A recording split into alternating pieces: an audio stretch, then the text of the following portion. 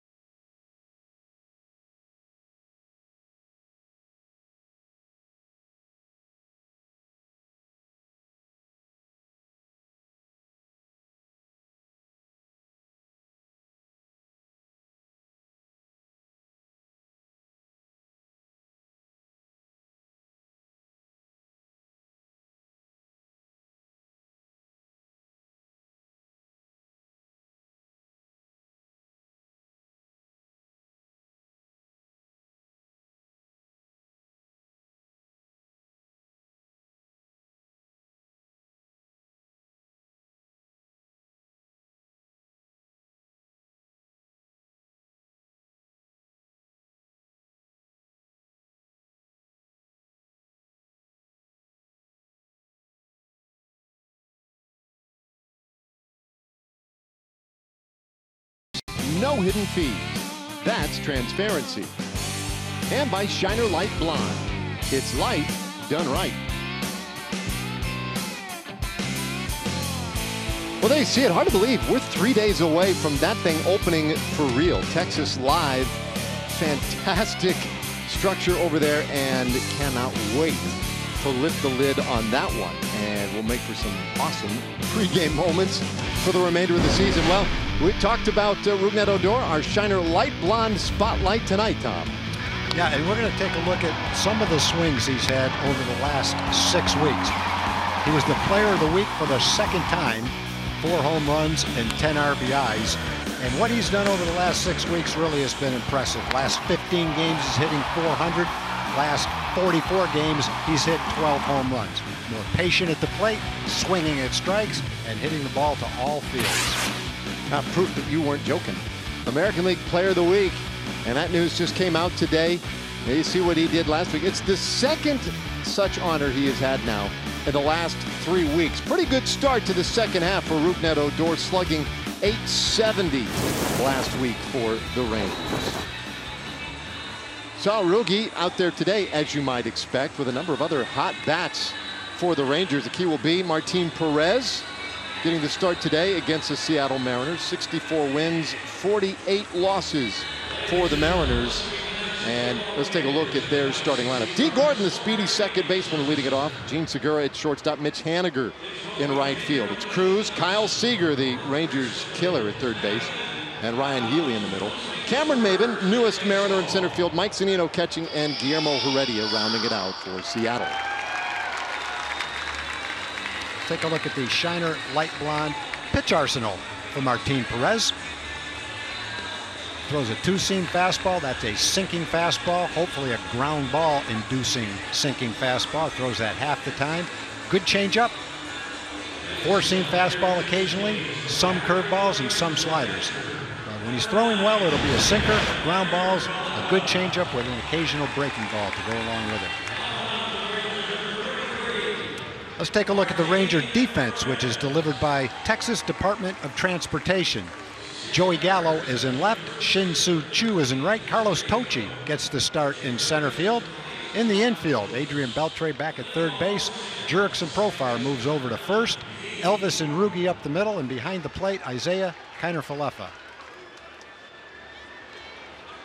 With all the housekeeping done, we are ready to go tonight. D. Gordon steps in, .285 average for Gordon.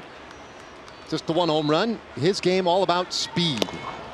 And he takes strike 1 from Martin Perez. So we're underway tonight. Another warm one. Temperatures in the upper 90s. In fact, 98 degrees. And that one a little bit tight. 1-1.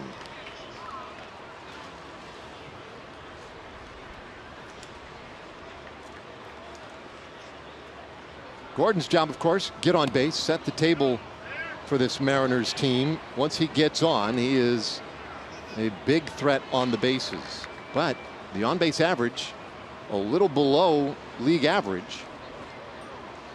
I think he might be walking at an historically low rate. He's walked 7 times in 100 games. He's been up 414 times. He's only walked 7 times. Not exactly what you see in a leadoff hitter these days. That's a low number of walks.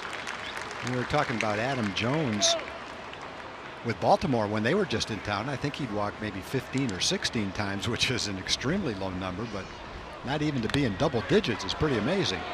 Weak roller second. Tough play for Odor, and it's not in time. Gordon beats that out with his blazing speed. It'll be an infield hit. Yeah, that's just another great example of the defense that Rougie's playing. He throws out almost anybody else in the league except Gordon, who gets jammed. And you can see how fast he gets down the line. He just barely beat that nice play by Rougie. Gordon now has 34 infield hits. And that is #1 in Major League Baseball. And next is Gene Segura, the second place hitter in their lineup. So between the two of them, they have 62 infield hits.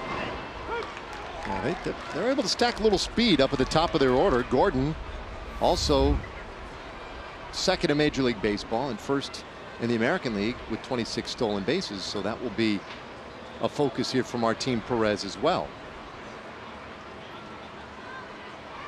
Segura, meanwhile, hitting the ball well this year, but pops this one up near first base. Profar coming in, lets it drop and might have a chance at a double play. The throw back to first, not in time. Interesting, he must have noticed Segura not leaving the batter's box. Regardless, the upside here is that you have less speed at first base. They could have gotten a double play if they'd thrown it to first base to begin with.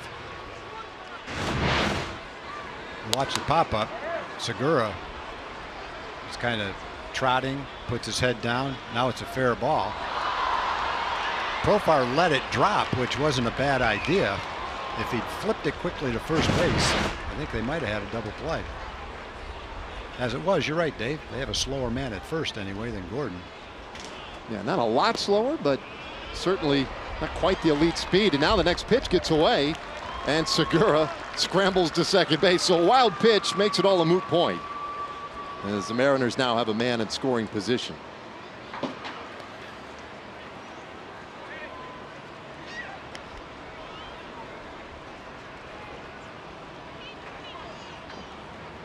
So Segura out there at second. Mitch Haniger, he was 0 for 4 with a strikeout yesterday in the Mariners' win over Toronto. This is a guy who has been a real tough customer for the Rangers this year. And he takes inside. In fact, our TXU Energy power player to watch tonight is Mitch Haniger. And how about those numbers? A .359 average this season with 3 home runs and 13 driven in.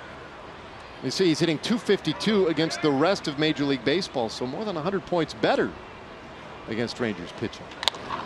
With this one on the ground towards short, handled by Elvis.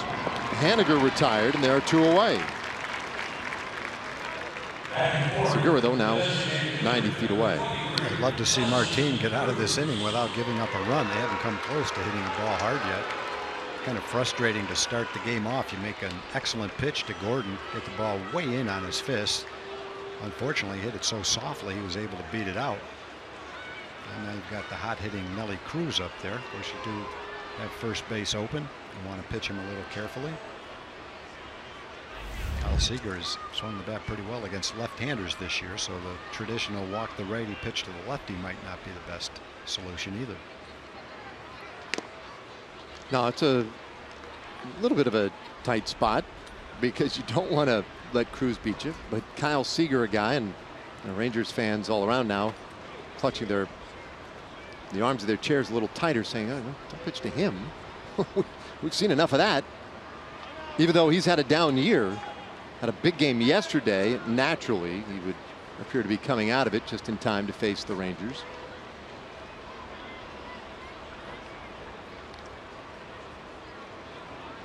Cruz homered yesterday in the Mariners win and takes outside 2-0. 2 for 4 yesterday. Had 4 home runs on their homestand. A homestand that saw Houston come in for 3 and Toronto for 4, but they won just 2 of those 7 games.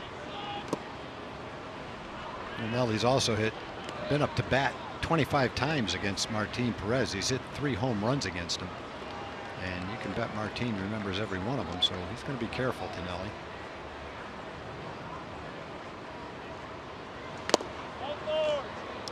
Well, takes off the plate, a 4-pitch walk. So goes back to what you pointed out. First base was open. Apparently Perez didn't feel compelled to give him anything good to hit. So he puts him on, and now we'll deal with Kyle Seager. Yeah, and given the choice of facing one or the other, Martin would pick Kyle Seager every time, and Jeff Bannister would agree with him, which certainly is not a knock on Seager, but more a tip of the cap to Nelly Cruz and who he is and has been.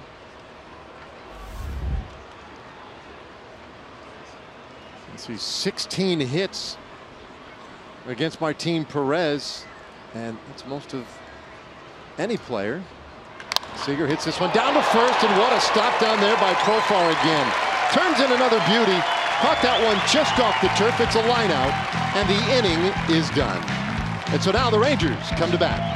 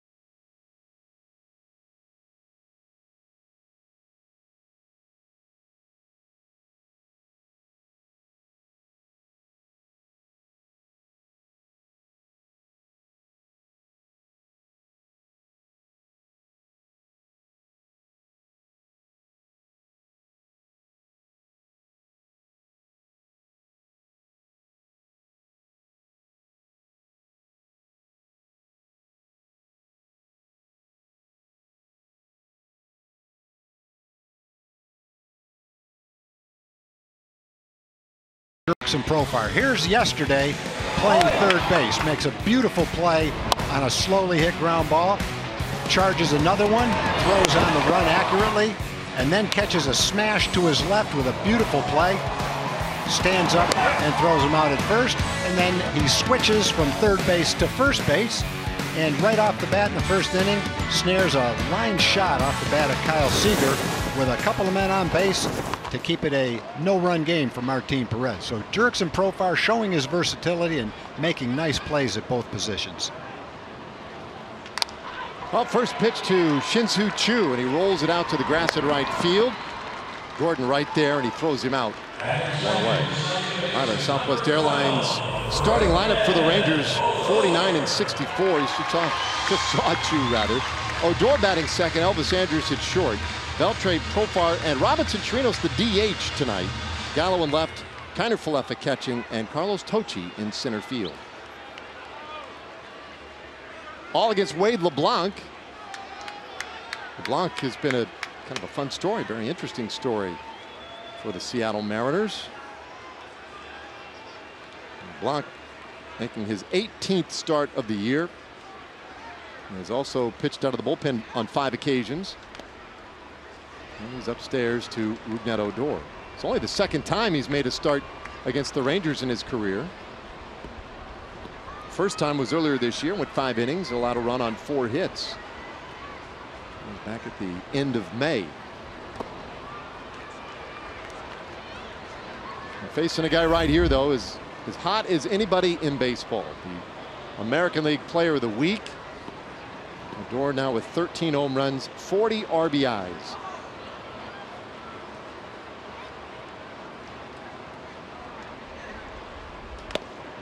And he's ahead 3-0. Well, LeBlanc has had excellent control. He's walked less than 2 batters per 9 innings, only 22 walks in 107 innings. He's been a pretty pleasant surprise for the Mariners. 6-2 with an ERA under 4. Finesse lefty, not a hard thrower. He walks Odor, and the Rangers have their first base runner of the night. And let's take a look at our Shiner light blonde pitch arsenal for Wade LeBlanc. Best pitch is his changeup. Very seldom will you see changeup at the top of the list on the pitch arsenal, but he throws that more than his 2-seam fastball, which is a sinker. Throws a cutter, a curveball, and occasionally a 4-seam fastball. He has to mix up his pitches, does not throw with great velocity. And I guess if you had to compare him to another lefty who pitched for the Seattle Mariners, you might pick Jamie Moyer, who was a similar kind of pitcher. Jamie had one of the better changeups in the game for 10 or 15 years. and he won, and won big, without lighting up the radar gun. Yeah, all LeBlanc has to do is pitch for 10 more years. Well, that's the thing about Jamie. He really didn't start winning until almost 30 years old. Elvis lofts this one out to left center, and Maben coming over from center field puts it away. 2 out. Let's take a look at the Mariner defense, brought tonight to you by Jack in the Box. Guillermo Heredia in left field. Mitch Haniger, an all-star, is in right field. Cameron Maben, recently acquired in a trade, will play center. Kyle Seager, Ranger killer, at third. Gene Segura, also an all-star, at shortstop. D. Gordon at second. Ryan Healy at first, and behind the plate, Mike Zunino. Well, LeBlanc has been efficient to 6 pitches so far, and he misses a little low there to Adrian with ball 1. Beltre 285 with 5 home runs. And yesterday off, and he hits this ball on the ground to shortstop. So Segura's there. He'll go the short way to second. They force out Odor, and what a quick first inning for Wade LeBlanc. Just 8 pitches needed. We go to the second, no score.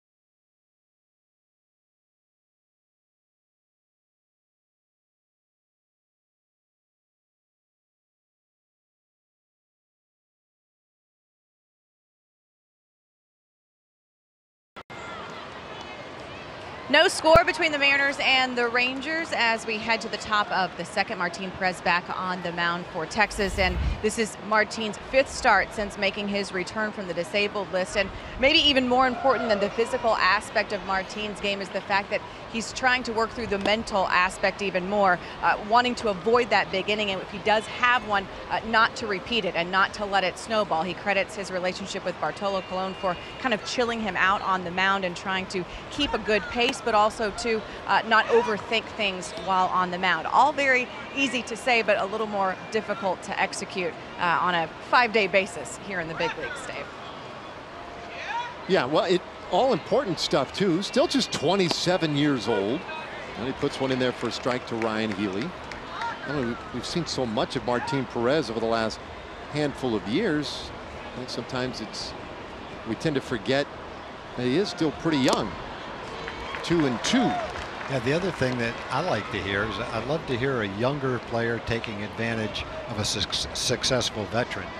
In Martin's case, it was Bartolo Colon, and yesterday I think it was Emily talking about Rougned Odor, and Chu kind of taking him under his wing, talking him about being patient at the plate, trying to get him to be more that way, and having Rugi say something like, you know, I listened, I didn't understand, but I listened, I worked, and finally it clicked in, and I see exactly what Chu was talking about. So there's 2 great examples of veteran players with a lot to offer and 2 younger players smart enough to listen to him.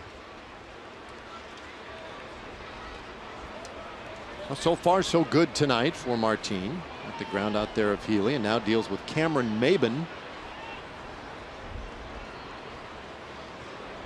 Lefty's first offering, a little bit high, ball one. Now our Kubota power stats from Martin Perez. Let's take a look at the 4 starts since returning from the DL.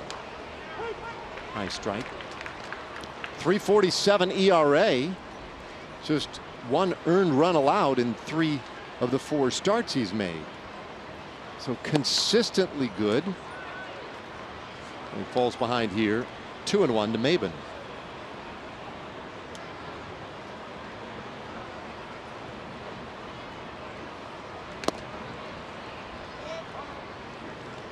Now, we talked earlier about the Mariners and how they have frittered away quite the lead in the wild card race. One of the things they did was they went out and they acquired Maben at the trade deadline from the Marlins, and he draws the walk here. Base runner for Seattle. Scott Service. I mean, this team was off to a great start, and an extended one at that. I mean, they were fighting for the division lead not all that long ago. I mean, they had Houston in their rearview mirror in mid-June, and then they were like, what, a game and a half or so at the start of July, or a half game out in that first week of July. But since then, things have sort of slipped away a little bit, and so you can almost sense a little, not panic or desperation, but they're close to it. They need to get things together in a hurry. Zunino, their 8th place hitter tonight. Sub 200 average for him. Did he go? Yes, he did. Rung up by a first base umpire, Adam Hammery.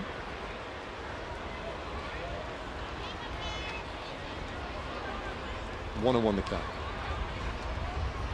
Does have pop though. Zunino with 13 home runs.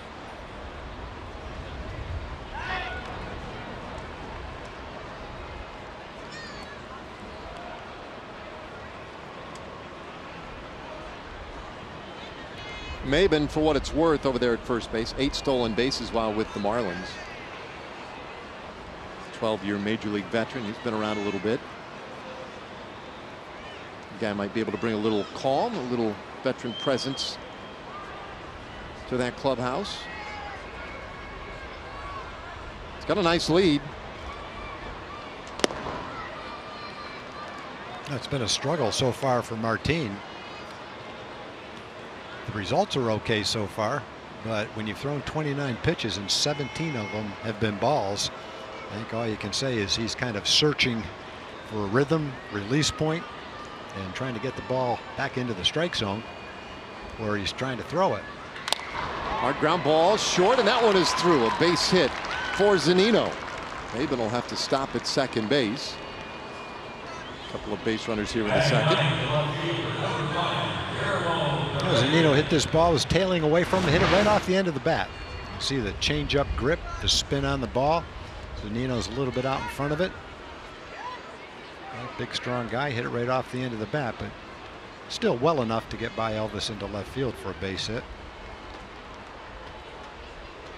It's the type of thing, though, with Martin Perez that he's trying to accomplish, right? That ground ball and a chance then to potentially get that double play and get out of the inning. That one just past Elvis, and now Heredia, the man up there, and hopes are that maybe he could do something similar, although this time maybe at an infielder. Good numbers against Martin Perez in his career.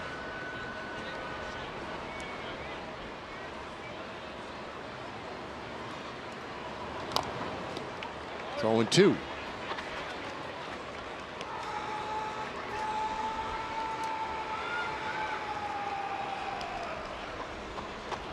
Heredia has bounced into 3 double plays this season. That series against Toronto they just completed at home yesterday. They were 7 for 34 with runners in scoring position.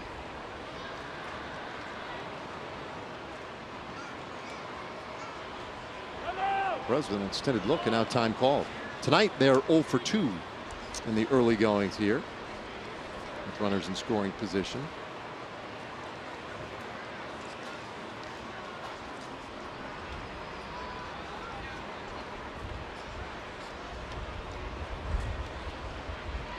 Martin out of the stretch, and again a long pause. This time he'll throw back to second. Maben just did get a hand back in there. That pinpoint command with that pitch to second base, that throw to second base. If he was going to have a chance to pick him off, that throw would have gotten the job done. Right there on the bag. And as it turned out, nice pickup. The ball actually bounced. And fastball just a little bit inside. 1-2.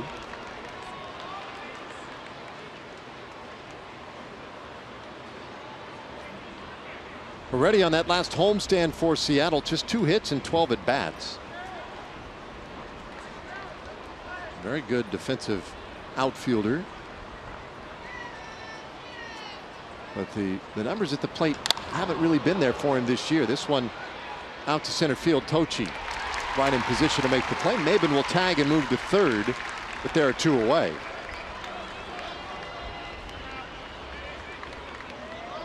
So here's D. Gordon. Martin got out of the same situation in the first inning. First and third and 2 outs.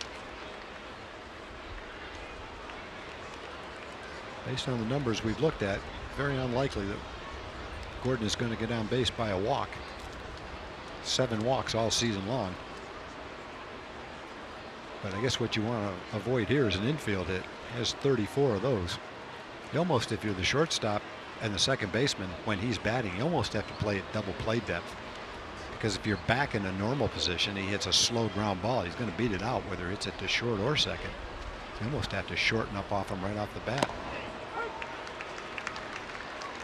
Yeah, it just strikes me as a guy who is maybe less dangerous with 2 outs than at any other point in an inning. Just because you can't utilize quite as easily the bunt. Infield hits not as likely to occur with 2 outs, especially when you have men on base. Opportunity to make a play somewhere else, but another slow roller. Odor really hustles it this time and able to get Gordon to end the inning. So the Mariners leave a couple. We've played an inning and a half. No score. Profar will lead things off when we come back. Chirinos and Gallo to follow.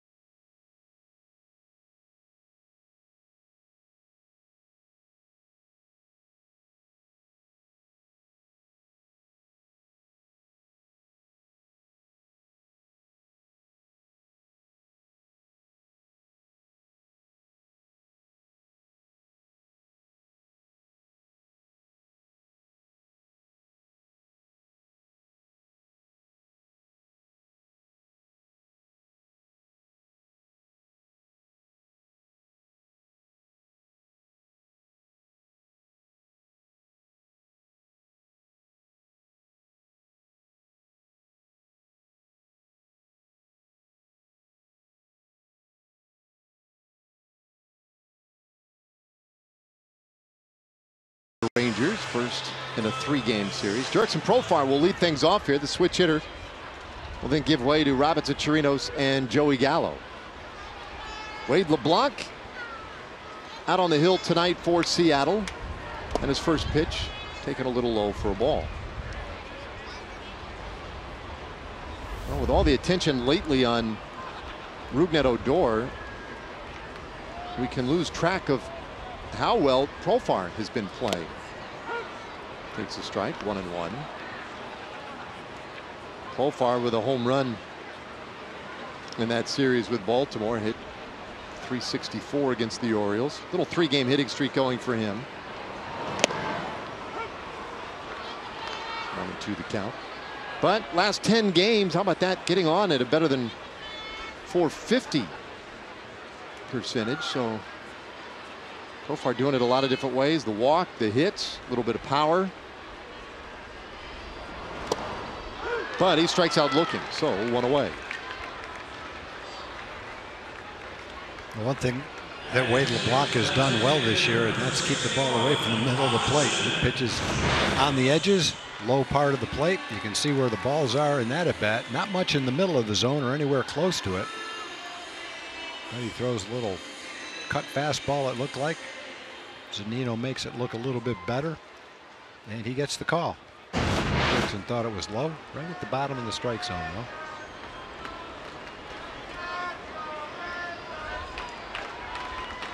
And 1 out. Here is Chirinos.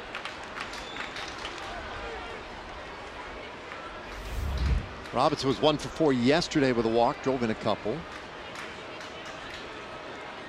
6-game hitting streak.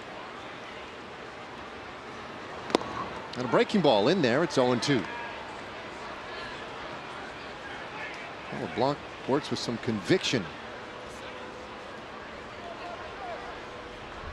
Gets the ball, has an idea what he wants to do, and gets after it.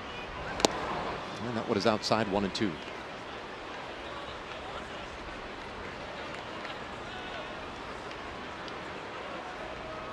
Mentioned earlier that for Wade LeBlanc, it's his 18th start, 23rd game. And 2-2. About this. In his career with the Mariners, he's made 25 starts. The Mariners are 18-7 in games he has started. Now, that's not his record, but that's a team's mark. He's 9-2 in those 25 career starts. But what's more interesting is that he made 21 career starts with the Mariners before suffering his first loss. And when you think about the live ball era, there's only one American League pitcher who can boast a streak that long. As this one hit high in the air out to left field. We're not going to get to left field. Segura will grab it at short. 2 away. Whitey Ford, back in the early 50s.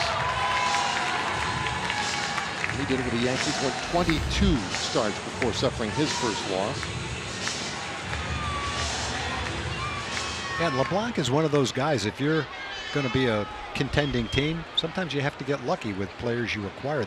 The Mariners didn't acquire him until the end of March, almost the end of spring training. March 25th, to be exact.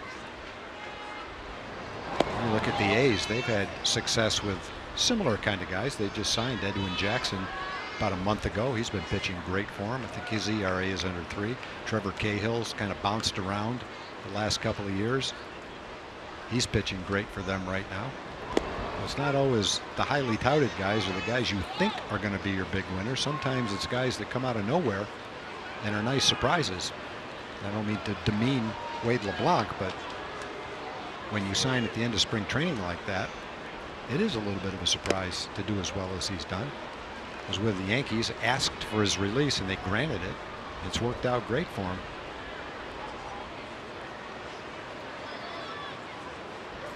Well, you look at the shift for Joey Gallo here. There's nobody on that left side of the infield at all.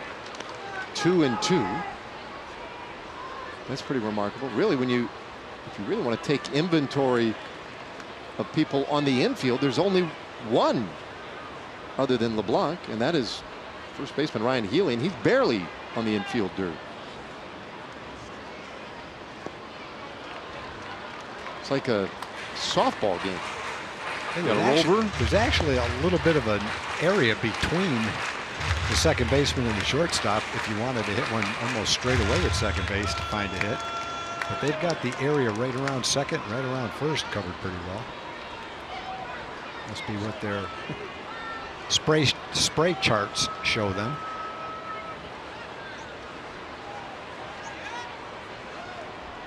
On the payoff pitch, Joey swings and misses strike 3. So LeBlanc's second strikeout of the night, and it's a perfect second inning for him. We'll go to the third tonight, no score.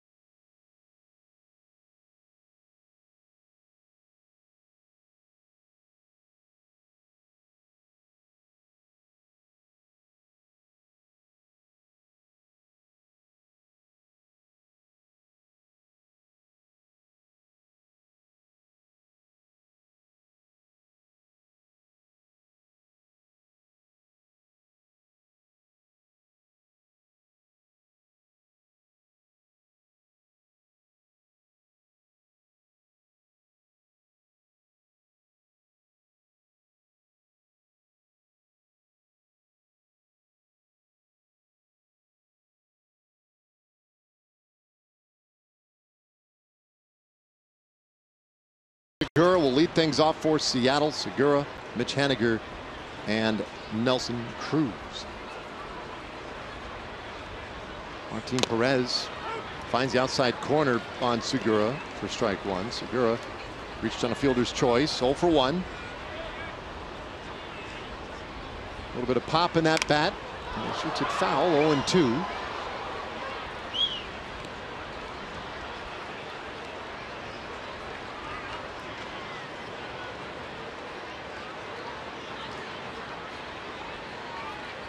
But a good year for Segura. Pops another one foul. Stays 0-2. He has a .309 average coming in. He's second in the American League with 133 hits. Only one shy of Jose Altuve. Just to give you a little feel for what Segura has been doing up in the Pacific Northwest. Sometimes out of the consciousness of a lot of baseball fans and folks who go to bed a little early. Chopper to shortstop. And Andrus just does get Segura one away. Let's check in with Emily Jones. Yeah, progressive fan of the Game Time. This is Ryder Wharton. And Ryder, you gave me quite the sales pitch when I walked by. What'd you say to me? I You don't remember? You said, I see you all the time on TV. And I said, thank you. And then what'd you say? I've always wanted to be on TV. Yes, he said, I've always wanted to be on TV. I said, well, you know what? You're in luck. You are the progressive fan of the game. Who's your favorite Ranger? Rougned Odor. Rougned Odor, guys. Quite the salesman. Well, he's on TV. How about that? Where'd he go? There he is. I know one thing. He's got a big enough glove.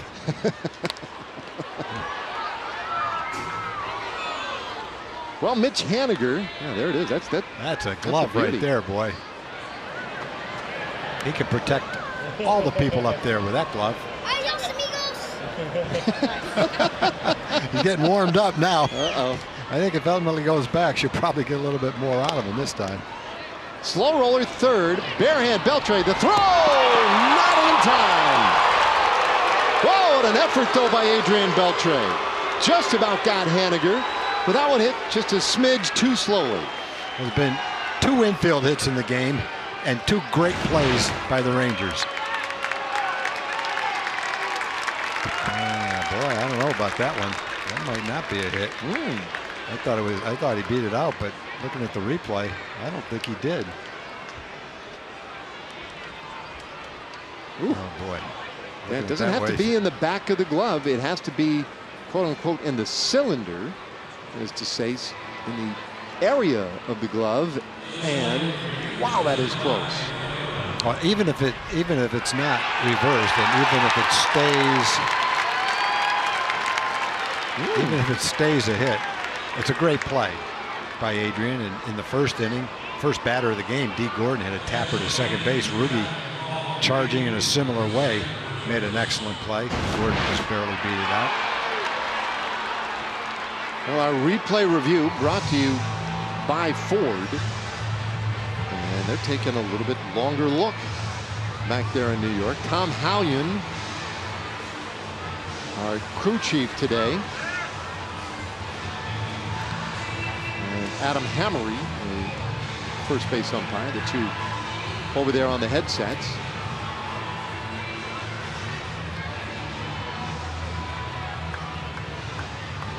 Well, Adrian all smiles over there. And it didn't take Manny very long to decide to challenge that thing. That was a pretty quick reaction. There's some confidence on the Rangers side that that one needed to be looked at. But when it goes as long as this one is going, your concern is that it's muddled enough that they'll have a hard time overturning it. But at least it's close enough where they're having a hard time finding out. And you see by Manny's expression right there. It's like, oh, come on. How can it take you that long? He's clearly out. It's hard to throw right a ball. there. Right that. Yeah. It's hard to throw a ball as far as Adrian threw that ball from that angle. Throw it with something on it, throw it accurately. Boy, that sure looks like he's out right there. I don't know how the camera could show it any better. Whatever we have, they have, right? And maybe more. Yeah, absolutely. Yeah, a couple additional looks that they have access to.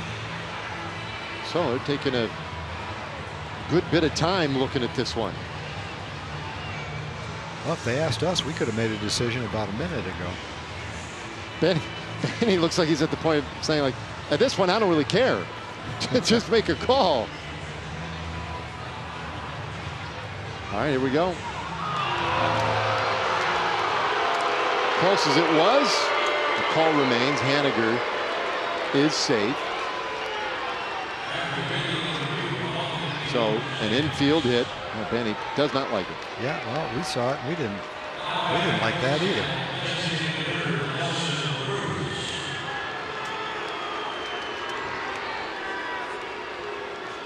All right, so now Nelson Cruz. Of course, part of the reason you want to challenge that one is, I mean, it's worth the challenge to make sure that nobody's on ahead of Cruz. But this bouncer to second could be too. Odor, great play back to second. On to first, not in time. Boy, oh boy, that would have been something of beauty right there had Odor and Andrus been able to turn it. Yeah, at first you wondered whether Rougie's going to be able to get to the ball. It's hit so far to his left, but he positions himself to make the throw, but not in time to get Nelly Cruz. And Jurickson Profar doing his version of the splits right there. Pretty impressive. Might not be Ronald Guzman, but still hurts to watch it. You're right about that.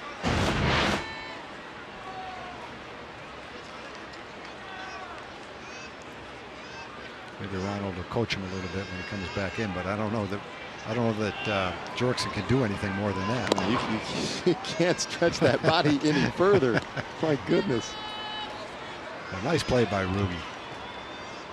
Went far to his left, and I think a lot of times you might say, okay, I'm not going to risk trying to turn and throw accurately back to second base. I'll just get the sure out at first. They got the lead runner. That beautiful play. Seager smashes this one down the first baseline, but foul. And Seager's had some good swings. Hit the line drive right at Jurickson to end the first inning and hit that one just as hard. Seager hit a couple of home runs yesterday.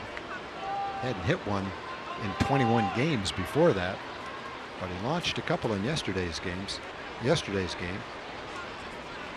Yeah, I've been kind of paying attention recently on Seager in hopes that maybe his struggles would continue all the way into the series, because he never seems to struggle against the Rangers.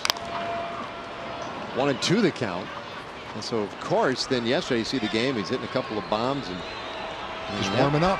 Coming to life just just in the nick of time. He must have looked at the schedule too. He and his wife just had a baby. He was on the paternity list July 30th through August 1st. Reinstated with the ball club on August 2nd.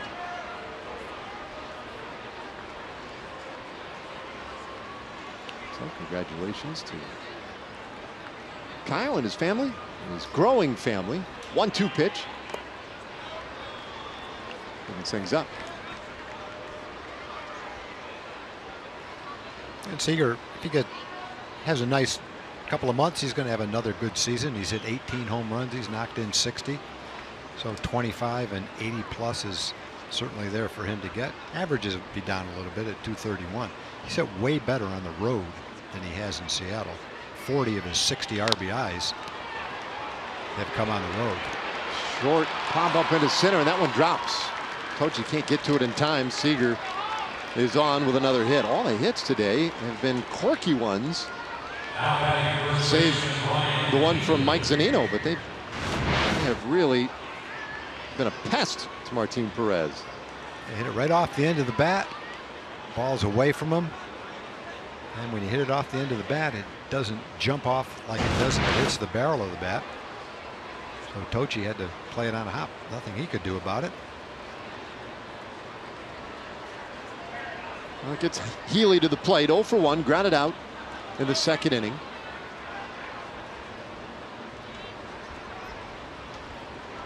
For Perez, this will be his 50th pitch of the night. And this one lined out to right field, right to 2. Inning done, a couple of hits. Mariners lead 2 after 2.5 innings of play. We still have no score.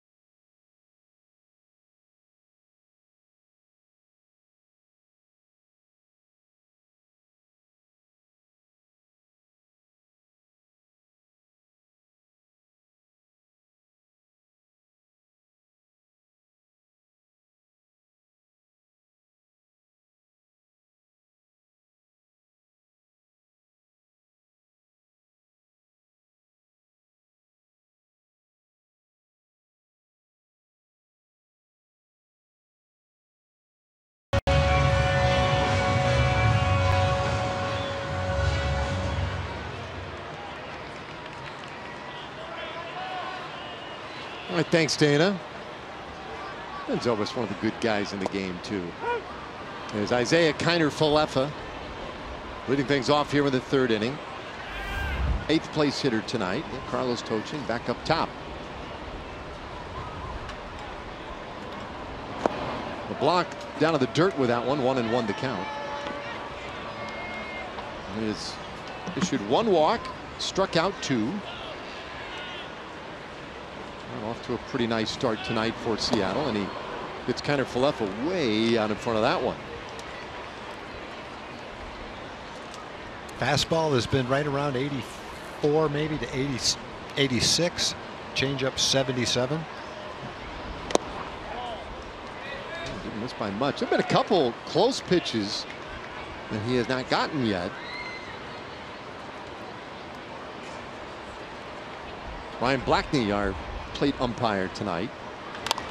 Bouncer third base. Seager right there though. Goes out Kiner-Falefa, 1 away. Well, this series wraps up on Wednesday. It's another Texas Chili Company $1 hot dog day. 105 game here on Wednesday. Come on out and you can enjoy ballpark hot dogs for just $1 each. Go to TexasRangers.com for tickets or call 972-RANGERS. Hope to see you out here Wednesday afternoon.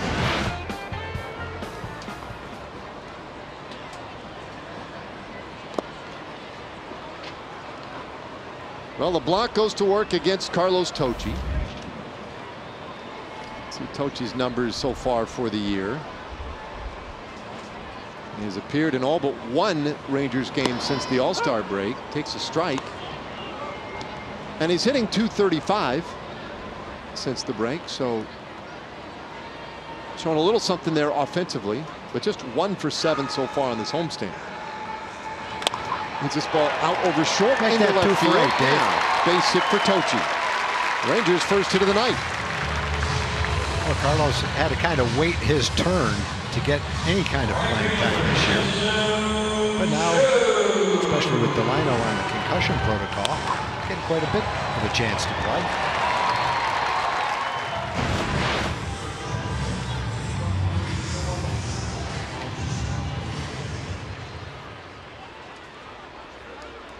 So base runner here in the third inning, and now Chu grounded out to second base his first time up, and he was aggressive up there against LeBlanc.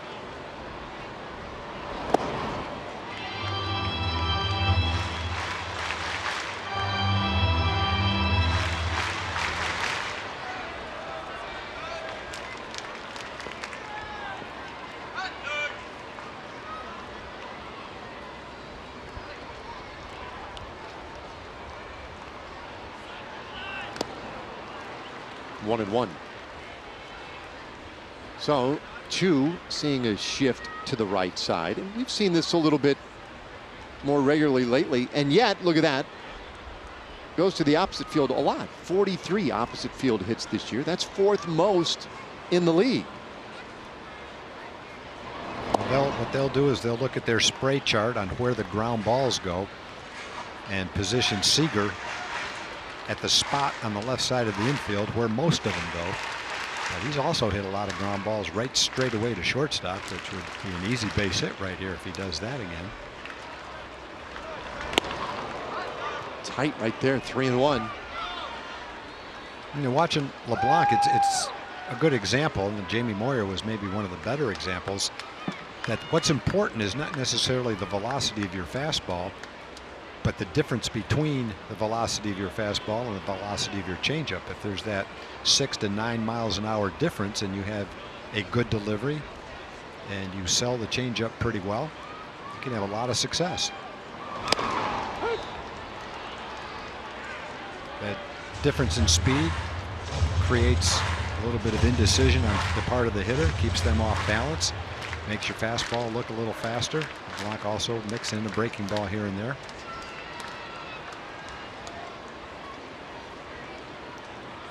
Tocci with a small lead, and he'll draw a throw. Really not much of a lead at all.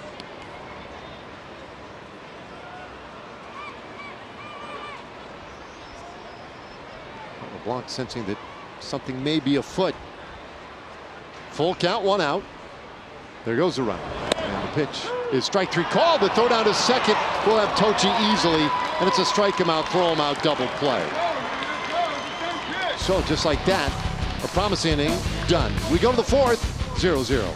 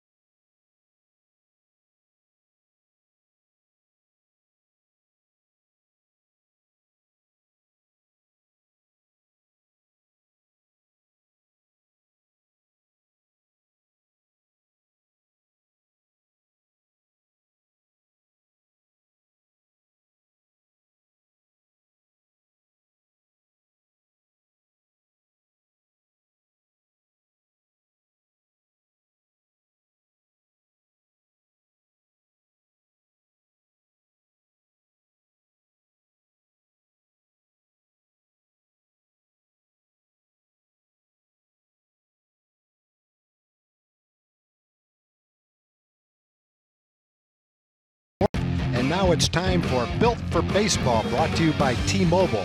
Shin-Soo Choo takes strike 3, and the throw to Mike Zunino. Down to second base gets Carlos Tocci. It's played by Kyle Seager, who as a third baseman is not totally accustomed to fielding a ball and making a tag at second base. But the swipe tag gets Tocci, and it's a strike him out, throw him out, double play to end the third inning. So we move it along to the fourth, and Cameron Maben takes a strike from our team Perez. Maben walked in the second inning. With a handful of base runners the Mariners have had here in the early going. Rolls one to short. Andrus throws him out, one away here in the fourth inning. Seattle has stranded 2 runners in each of the first 3 frames. So here comes Mike Zunino.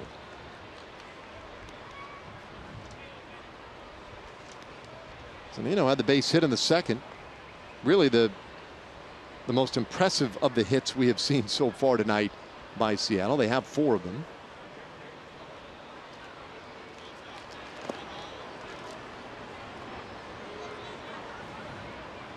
Zunino's numbers overall, you see him below the Mendoza line there at 199 for the year, but playing a little better lately. 1-1 the count.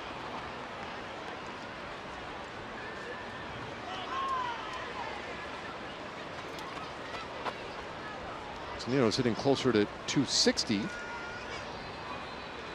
since late July. It's this ball out to left field. Gallo going back. He'll look up, and that one is gone. Up into the seats out there in left field. Zunino with his 14th home run of the year, and he has broken the scoreless tie. It's 1-0. Now, Zunino is really strong. Last year he hit 25 home runs. Had a pretty good year last year. He hit 250. This year he's hitting under 200, but he's still a threat. And if you hang one to him, he can do some damage. And that's a hanger right there, right down the middle of the plate.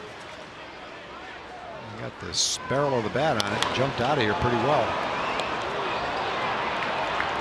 So, not a guy hitting for a high average, but nevertheless a dangerous hitter.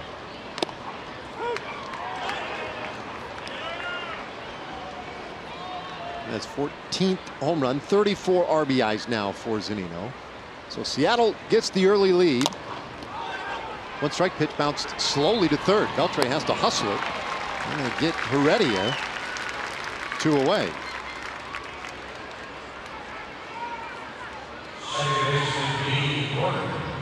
So now back up top for D. Gordon.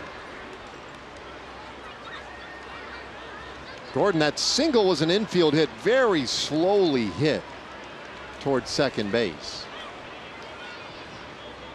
So too was his out. I mean, a little tried to do the same thing. It was almost the same thing. You almost think that's his strategy here. Let's see. There's a roller to the right side this time. Profar goes way off the line to get it. To go back to the bag himself to win the inning. But the home run by Zunino has broken the scoreless tie. Mariners lead 1-0.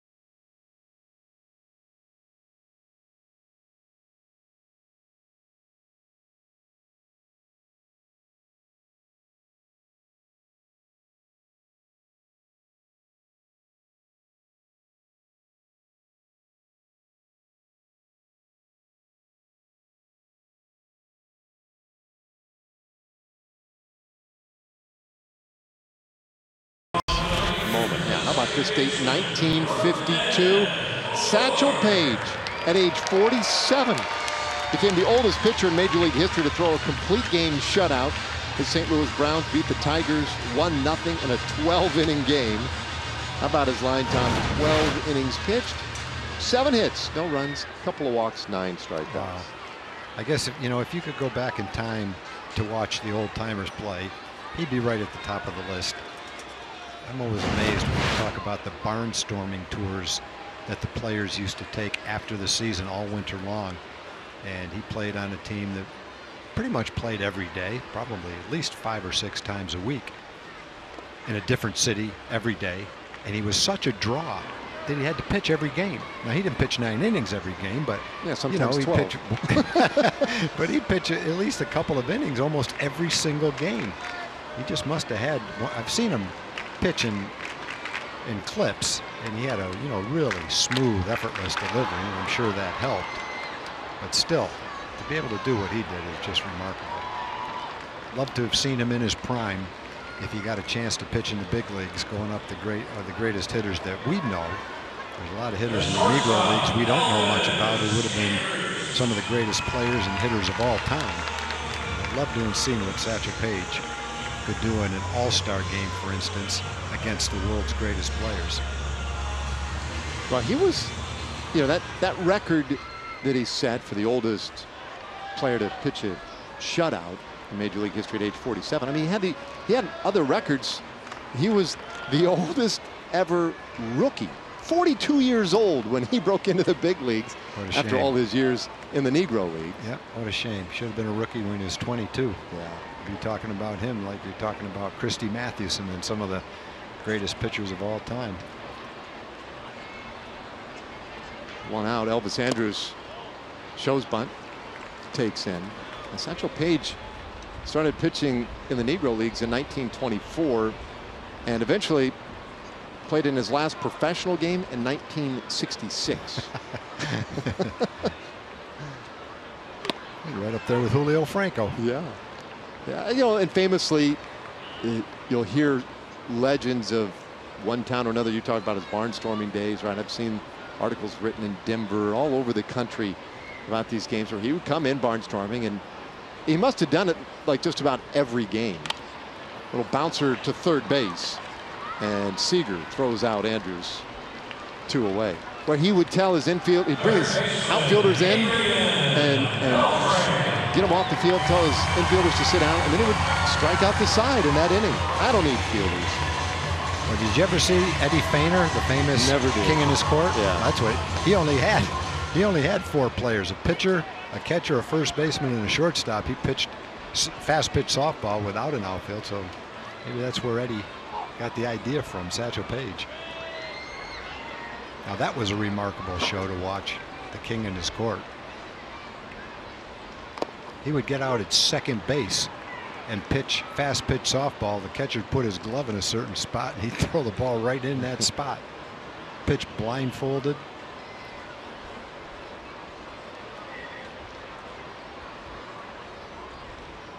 One strike pitch to Adrian Beltre. And now he's in a hole, 0-2.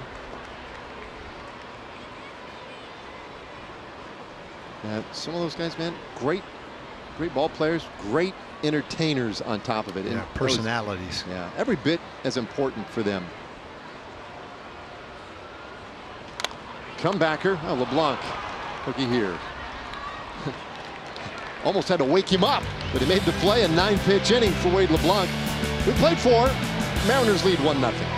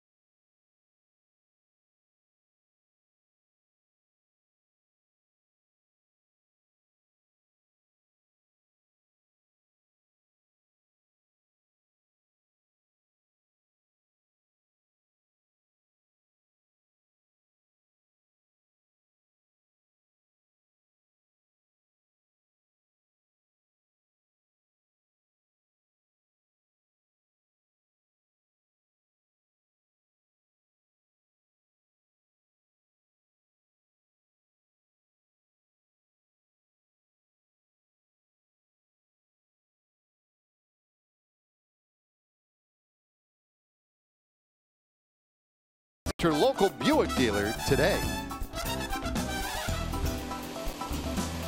A beautiful evening tonight here in Arlington as we go to the 5th inning. 1-0 Seattle leads. Mariners sitting there 2, 3, and 4 hitters here in the 5th inning. And Martin Perez has worked at times somewhat efficiently. Segura bouncer to the left side. Andrus throws him out and got him by an eyelash at first. One away. You can tell the way Elvis threw that ball. Slowly hit ball.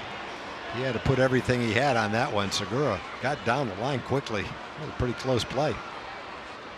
11th at bat tonight of 3 or fewer pitches for Martin Perez. You know, back in the 1st inning, Segura popped up with a man at first. And Profar wisely, as you watch Segura walking away, let it drop. You might be saying, well, what about the infield fly rule? The infield fly rule is when you have 1st and 2nd or bases loaded and less than 2 out. So with a man at first, there is, and first only, there is no infield fly rule in that instant.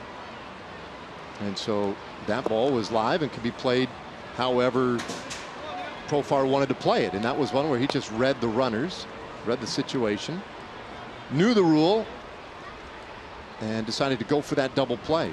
A wise play. And that's why they have the infield fly, because with a couple of men on or the bases loaded and nobody out, you could end up getting a triple play on a pop-up. You can't get that far off the base, because if he decides to catch it and you're off the base anticipating he's going to drop it, he'll just touch first and make it a double play anyway. On that particular play, it would have taken probably less time to flip it to Odor quickly to get Segura at first, and because the runner had barely started toward second, they probably would have been able to get the rundown play. Rougned had come over to cover first on that play.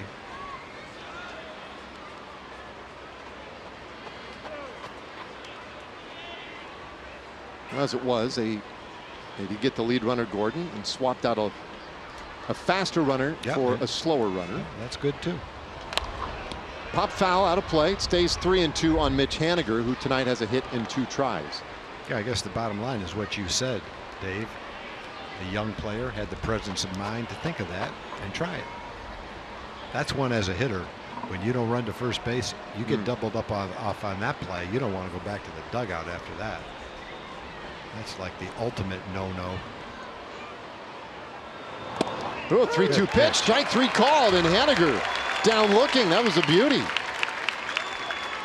Yeah, Martin's starting to locate his pitches a little bit better. And that was a good pitch to Haniger. Right, touching the inside corner. Nice pitch. Haniger saw balls in almost every location you could see him in that at bat. But not ready for the one on the inside corner on the last pitch. So 2 up, 2 down, and here is Nelson Cruz, who has walked and reached on a fielder's choice. The team just misses a little bit outside. Now the 1 run in this game, a Mike Zunino home run in the 4th. Both pitchers have looked good tonight.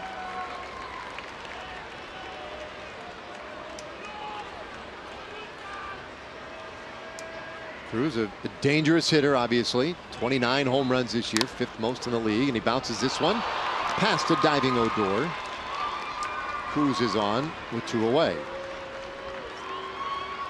Well, that does give us a moment to hear from our friends once again at Southwest Kia. At Southwest Kia, we've made car buying easy. $250 down delivers, monthly payments $250 a month or less. SouthwestKia.com. Well, runner on now for Kyle Seager. Got a base hit his last time up.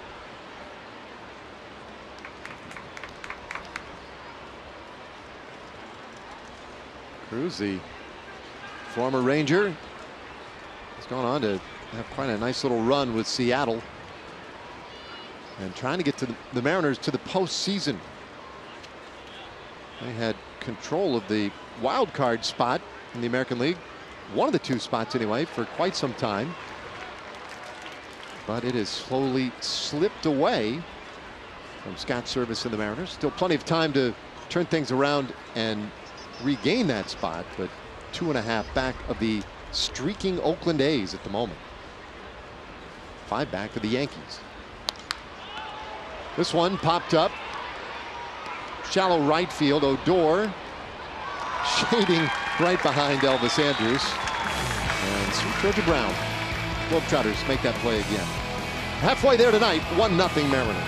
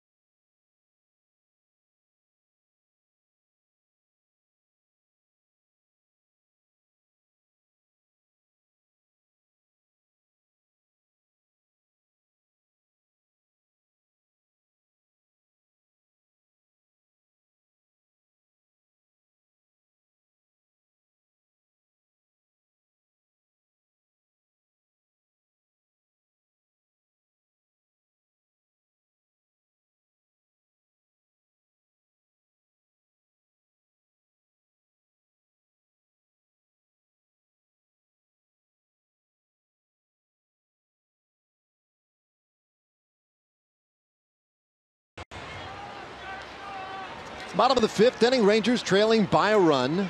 Profar, Chirinos, and Gallo coming up here against Wade LeBlanc, who has been absolutely in control.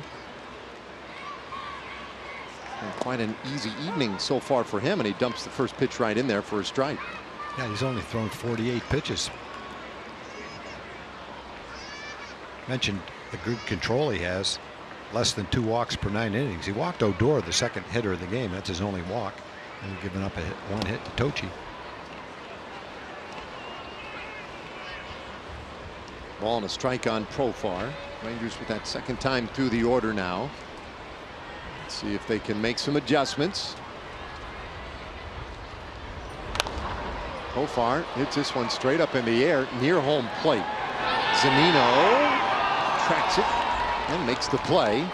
1 out. Time for a Chevy game break. Let's check in with Dana Larson.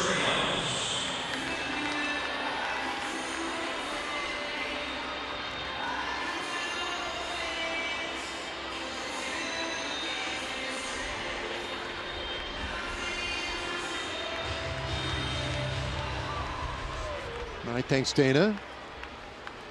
1 away here, and Robinson Chirinos stepping in.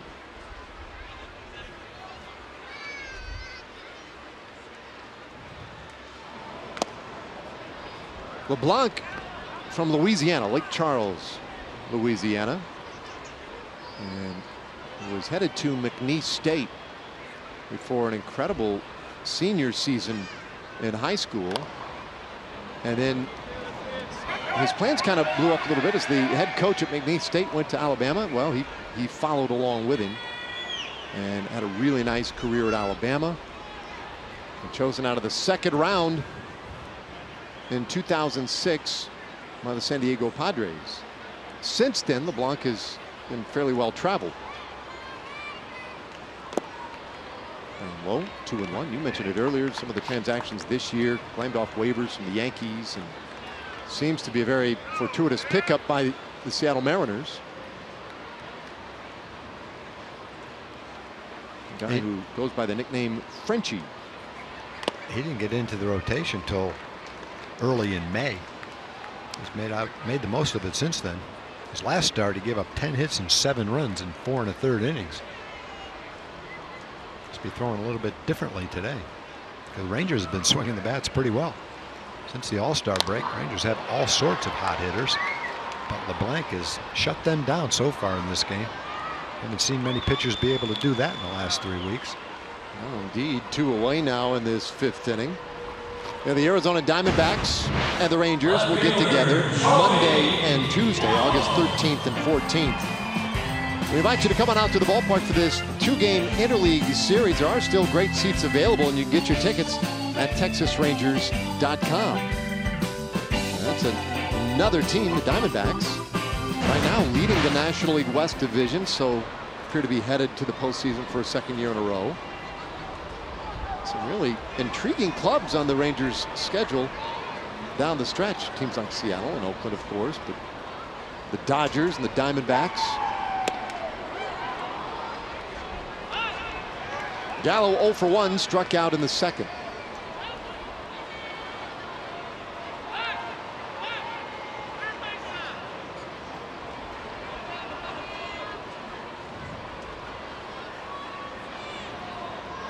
So he came in with the average at 195. He takes off the plate. You look at the National League West standings. The Diamondbacks and Dodgers currently tied. And I saw a note today. The Rockies aren't too far out, and nor are the Giants. And we'll be heading to San Francisco in a couple of road trips from now. But I saw a note today about Dodgers shortstop Corey Seager, Kyle's brother. And he's already out for the year, having that Tommy John surgery. But apparently, Dodgers announcing today, or releasing the information, that he will have arthroscopic surgery on his left hip tomorrow as well. As we're getting it taken care of, you're not going to be able to play for a while anyway. 2-2. Boy, he's a young player to be going through that.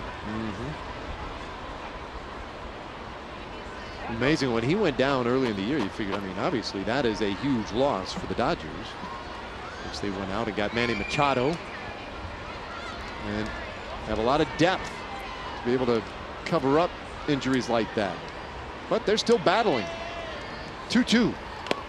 Gallo swings and misses, strike 3. Another strikeout for Wade LeBlanc, and we're through 5 tonight with the Mariners leading 1-0.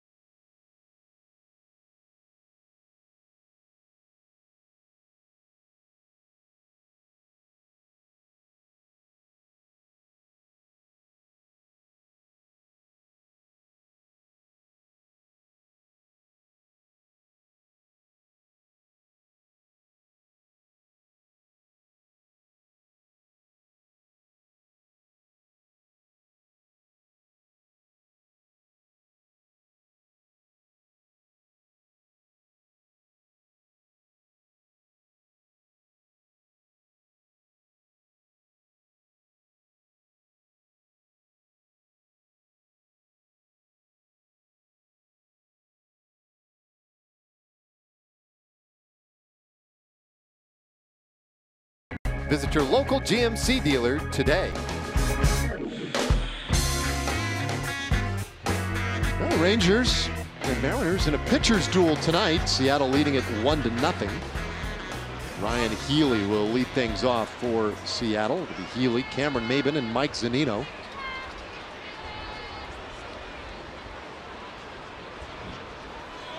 Martin Perez. This is 3rd time through for him. And he just a little bit low. Ball 1 to Healy. Healy is grounded out and lined out to right. See the numbers there at the bottom of the screen for Healy. 21 home runs.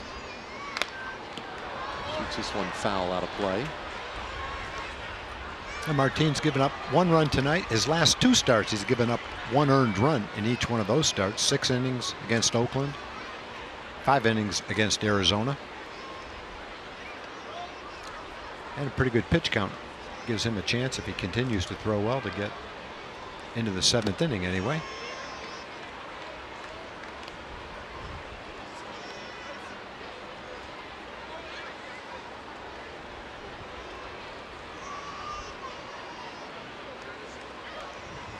It's 2-1 to Healy.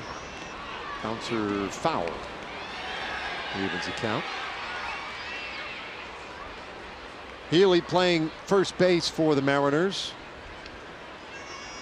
We acquired him from Oakland, and he's the 5th first baseman in the last 5 years for Seattle. Whether it be Danny Valencia last year, Adam Lind, Logan Morrison, Justin Smoke.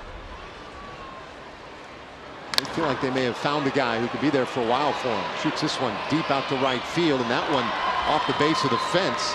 Healy cruises to second, and he is in there with a leadoff double.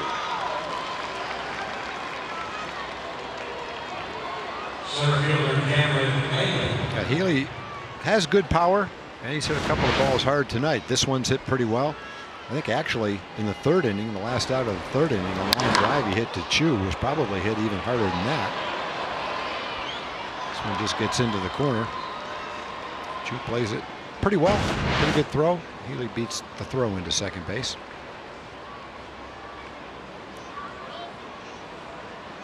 So now the corners are in. Maben up there at the plate, 0 for 1 with a walk. And he'll take a fastball in the inside corner.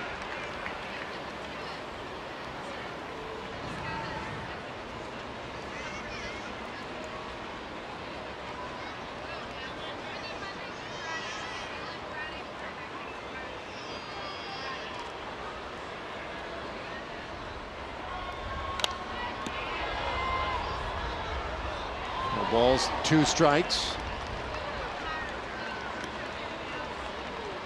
So this will be a good guy for Perez to handle here and put him away. Mariners so far today with runners in scoring position 0 for 5. And Martin has managed these spots pretty well. Soft liner over first. That one's trouble. Base hit for Maben. Healy rounds. He'll head to the plate, and he scores. RBI single by the Mariners center fielder, and it is 2-0. That ball went much better than it should have gone based on the swing that Maben took at it. I don't know whether he was trying to check his swing, but he ended up making contact on a ball well out of the strike zone, up and in. Kind of a get out of the way, excuse me kind of swing. He ended up lining it into right field halfway decently, really. Wouldn't have known it by the swing, though.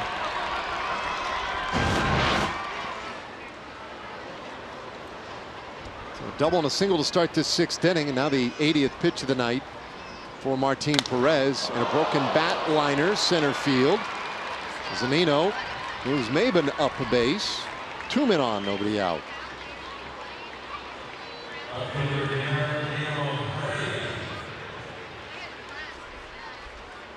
Yeah, that thing's no good. Well, that's one to get out of the way of as sharp as those edges are. As Zunino hit the home run, he also has a couple of soft singles, 3 for 3 in the game. Came into the game hitting 196. A pretty good game going so far through 6 innings. Those kind of hits make hitters smile.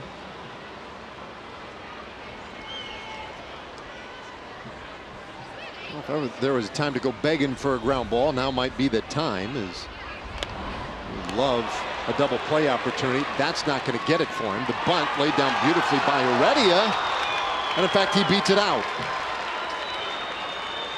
Well, that's one of those bunts, even though you're anticipating a bunt, nobody out first and second, when a quick runner lays down a bunt like that, there's not much you can do about it. You know, unless Adrian's playing in about 30 feet. Martin gets off the mound pretty well, fielded his position pretty well, but he doesn't have a chance. Kiner Falefa doesn't have a chance.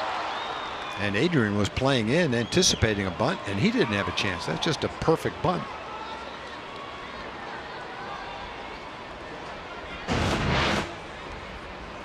So now a real big spot here for the Mariners. A run already in, bases loaded, nobody out. D. Gordon at the plate. It's kind of a jam based on the swings that you would not anticipate being in. Sure, Healy hit the double well, fine. And then Maben took what amounted to like a check swing, got a hit. Zunino smashed his bat in half, and already got on a bunt. But still nobody out, bases loaded. And they do like to bunt. Seattle, with some of the speed they have in their lineup, it's, I guess, not a big surprise, but 34 times they've attempted to bunt for a hit, second most in Major League Baseball. Talking about bunts by position players, you just start throwing around second in baseball. Well, people say, what about National League teams with the pitchers? Well, just talking position players. But Brocale out there, and an obvious time, a necessary time to make sure that the Rangers are on the same page. Eddie Butler on our Southwest Airlines bullpen live look, getting ready as quickly as he can out there in the pen. Well, one thing with Gordon hitting, it's tough to say, okay, get a ground ball and get a double play. And generally, he doesn't hit the ball hard enough to double him up. And even if he does, he's hard to double up as quickly as he gets to first base. You know one thing, he's going to be swinging. That's official. 0-1 the count. You pointed it out at the top of the broadcast today, but 7 walks this year. 7. Well, Rougned got 5 in one game, if you want to put it in perspective. Yeah. This from a leadoff guy. My, how the game has changed.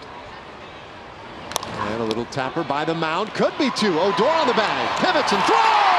What a pick at first by Profar. They get the double play. Concede the run. But what a huge play by Odor and Jurickson Profar. Oh, that's a beautiful play. You saw Rougned knows he's got to make this play as quickly as he possibly can. So he gets to second base. He's already jumping on the bag. But the pick at first base by Profar is just exceptional. D. Gordon won't hit into many double plays. Martin Perez needed one, and the Rangers got him one.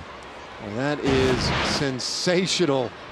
More great defense from those two guys. We talked so much about it. Emily, what do you have to say about it? Yeah, Rougned talked today about his, increased range at second base, and credits really his footwork. He says it all starts there. His reaction time is better because he feels he's more comfortable with his footwork, and when he's confident in that regard, the plays, even those that aren't so routine, tend to come easier, which we just saw there. As far as Jurickson Profar is concerned, he said, look, I feel most comfortable at third and at shortstop, but anytime, I get the chance to be on the field, I want to show that I can play any position within this game. And so he's going to do everything he can to make those plays to ensure that he remains in the lineup wherever it is in the field.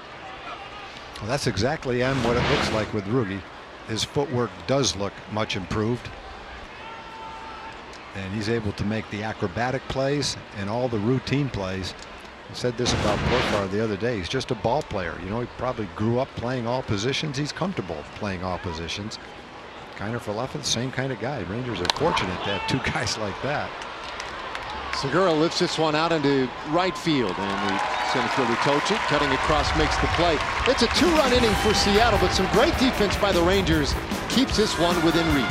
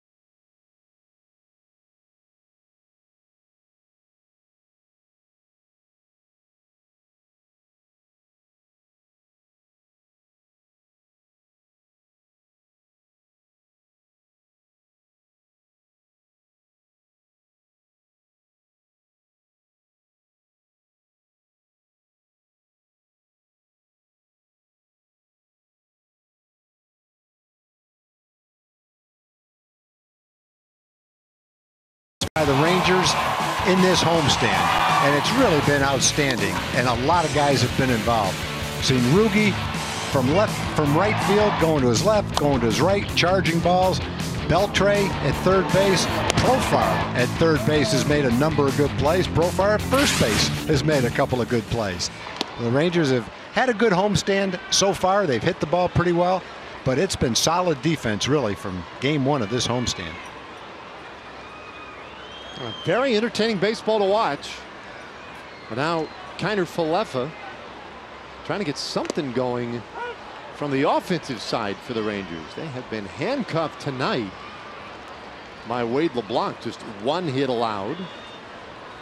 And have not had a man as far as second base yet today. 1-1. Just misses.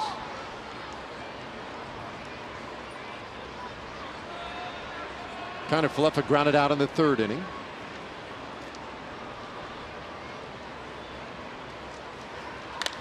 Hits this ball out to center field. Maben thought he might have to come in a little harder. Pulls up and makes the play. One out. Gives us time once again for a word from the folks over at Kia. When you're America's Best Value, you don't need fancy uniforms. How'd you know it was clip-on? Carlos How'd you know it was a Tochi. clip-on? Mom, she probably told her. No, I'm guessing most kids that age are probably wearing clip-ons. Yeah, well, wouldn't probably you? true. Yes, I mean, You know.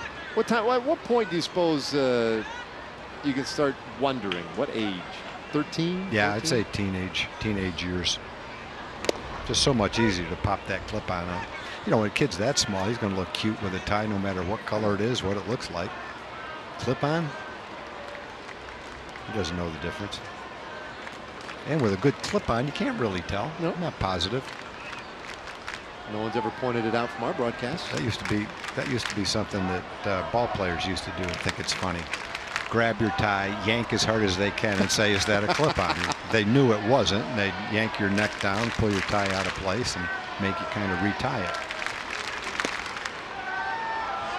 2-1 to Tochi, who has the only Rangers hit. It was actually the first thing I thought of when the little boy said, "How'd you know it's a clip-on?" Took you back immediately. Took to me people back those yanking great on your- memories of childish ball players, 26 years old, yanking on each other's tie. Did you ever return the favor? Oh yeah, Okay. of course. I'm right there with him probably. You had to be careful who you did it to. You didn't Yeah. want to go yank on Alex Johnson's tie, that's for sure. He wouldn't appreciate that joke. But Jim Sundberg, yeah, you could definitely. Sonny could kind of dish it out and take it. You had to be careful with Mike Hargrove. I can see Mike, that. a mild-mannered guy, but he could snap pretty quick. I don't know if that would make him do it. I know one thing that almost made him do it one time. Tochi lofts this one to center field. Another play from Maben. 2-0.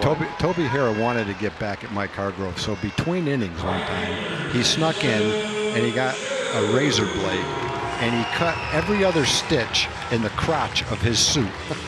So it stayed together when you put it on, but every other stitch was cut. And so Mike put the suit on, felt pretty good about it, sat down on the bus to go to the airport, and it came apart from the front to the back.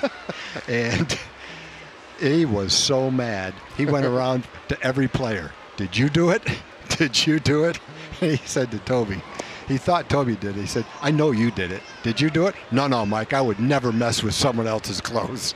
And so we felt a little bit scared for Toby because of Mike, and so no one ever told Mike who did it until later. Not like tonight. This wasn't the reveal tonight, was it? No. Yeah. He knows who did it. But we've gone back and kind of replayed, not on the air, but well, don't have time to talk about what we replayed. 2, little roller down to first. Daddy's retired. A 3-1 put out, and once again LeBlanc cruising. That's 10 in a row for him. We'll go to the 7th inning. Mariners lead 3-0.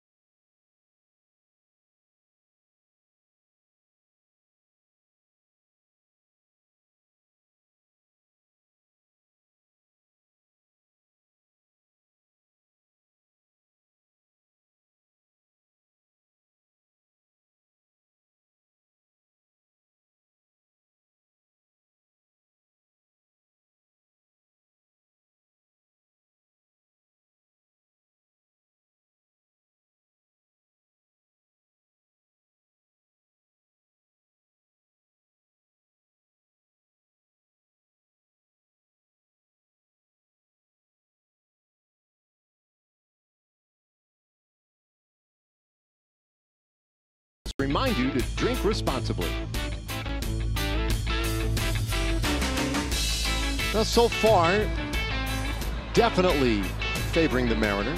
3-0 our score. 7th inning now. Both starters have done a good job getting deep into this ball game. And the heart of the order coming here for Seattle. 3, 4, and 5 hitters. Haniger, Cruz, and Seager. Martin Perez started to pile up the pitches a little bit, but doing a good enough job, certainly. Jeff Bannister very comfortable sending him out here in the 7th inning. You look at the Mariners in-game box score, and there's only one hitless Mariner so far today, and that is Gene Segura. Everybody else getting in the act, especially Mike Zunino. Ball to strike on Haniger. His hit an infield hit. Went to replay, in fact. And the replay confirmed that he was safe. And a very close play. Beltre made one of those brilliant bare-hand grab and throw plays from third. And it was awfully close.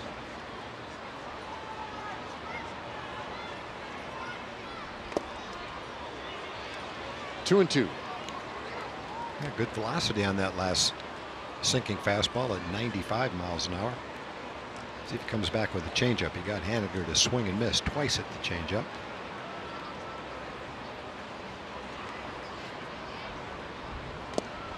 Oh, got him swinging here. Second time tonight he struck out Haniger. One away in the 7th inning. Hey, Rangers fans, come out tomorrow. Autograph session with outfielder Shin-Soo Choo. Come to the new Whataburger at State Highway 161 in Arkansas Lane in Grand Prairie. It'll start at 10:30 a.m. And while you're there, sign up to be the Whataburger What a Fan. You could win tickets to an upcoming Rangers game. It's called Whataburger for a year. Or you could even think about that concert image that was on the screen as well. You know what going on there? crossed our seams just a little bit. My apologies. My fault. Nelson Cruz takes that one outside. But that said, while it was my fault, Tom, I still think fans should go out to that Whataburger and see Choo tomorrow at 10:30. Why not? Don't get that chance very often. Go out and have a burger with Shin-Soo Choo.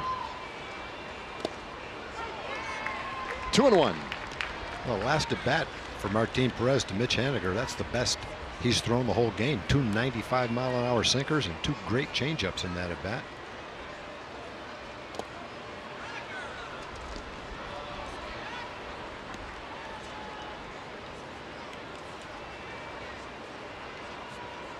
Good hitters count now for Nelson Cruz. Steve Hunt, our great statistician, I mean, just a smidge too late, but he really bridged my mistake with that graphic. This one fouled down the right side out of play. I should have just gone with Shin-Soo Donahue. And then we would have worked in Donahue and the concert and Choo and his autograph session. The whole thing would have come together beautifully. Get another chance tomorrow if you want to replay. We'll try it.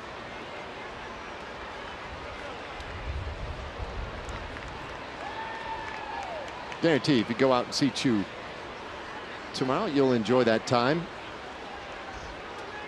He's a great player, but he's just such a really good guy. One of our favorites.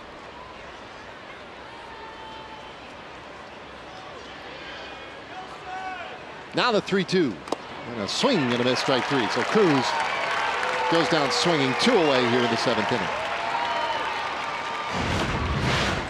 This is what I'm talking about right here. So if you want more information on Choo tomorrow, go to texasrangers.com/appearances and you get all the details. Again, you could be a Whataburger What a Fan. Sign up for that tomorrow as well, which will give you tickets to an upcoming home game, as well as Whataburger for a year. So a lot going on there tomorrow. Thanks to all our folks down the truck for bailing me out right there. Seager, 1 for 3. And he walks this one up near third base. Beltre foul ground. And he makes the play. That's right. Now make a friend. There we go. Perfect. A 1-2-3, top of the 7th. They'll stand and stretch here. It's 3-0 Seattle.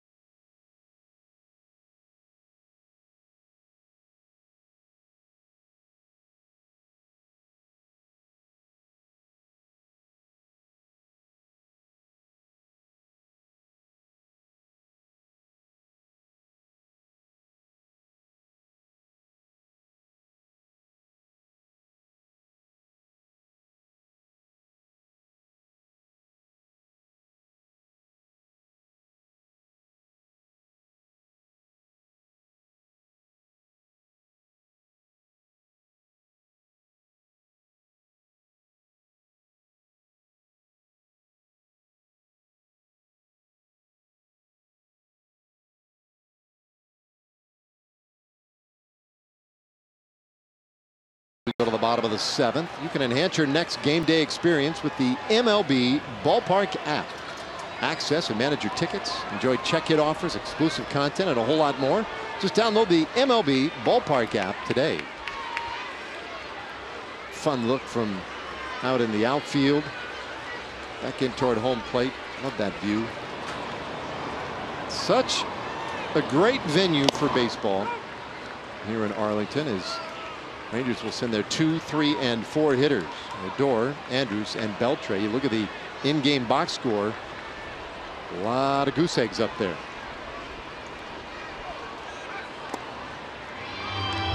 One ball, one strike on Odor. Yeah, this has been a 6-inning gem so far for LeBlanc. Only 1 hit, 1 walk, and struck out 4. As we said earlier, the Rangers have been swinging the bats very well, so to shut them down like this, he's really been at the top of his game.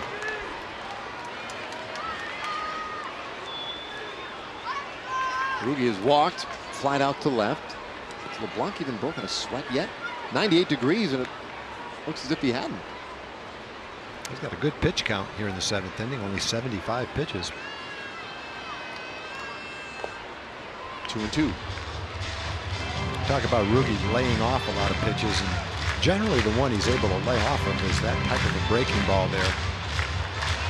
When he was having a problem laying off bad pitches, it was many times a breaking ball down and away and a little bit out of the strike zone, but he's gotten much better at laying off those pitches out of the strike zone. Full count. Well, this is the 3rd time through the order. Chu grounded out to end the 6th inning. Well, look at the pitch count by inning. I mean, it has been a real doozy so far today for LeBlanc. But 3rd time through, we'll see. Maybe the Rangers make some adjustments. 3-2 pitch. And that one down the left field line, foul and out of play. Rangers have not had the leadoff man on in any inning yet tonight. And you can see LeBlanc, only 4 walks allowed to left-handed batters this year. He walked Rugi in the 1st. Well, you'd have to think the way LeBlanc has commanded the strike zone that walking Rougned and having 3 balls on him right here is probably because of the advanced scouts saying how well he's swinging the bat right now. 3-2 pitch. All the way again. A little bit different in this situation with a 3-run lead though late in the ballgame. Odor will see a 7th pitch in this at bat now. Pardon me, 8th. So he's working LeBlanc a little bit here. Love to get him on ahead of Andrus, Beltre, Profar. The 3-2. And this one fouled back again. And while this one has been all Seattle so far, 10 hits to the Rangers 1. It's a 3-run game. Get a couple of men on, and the way this Rangers team swings the bat, we can draw even pretty quickly.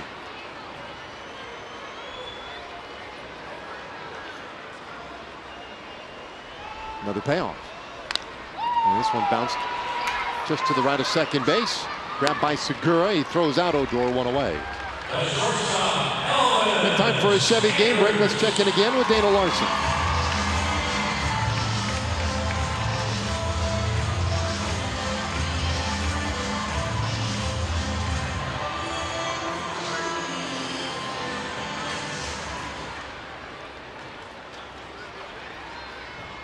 All right, thank you, Dana.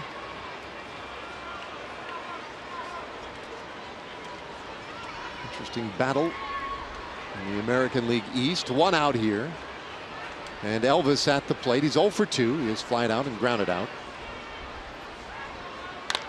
And hits this one up the middle. And that one goes off the glove of Segura. And so Andrus is on. Base hit, 2nd of the game for the Rangers.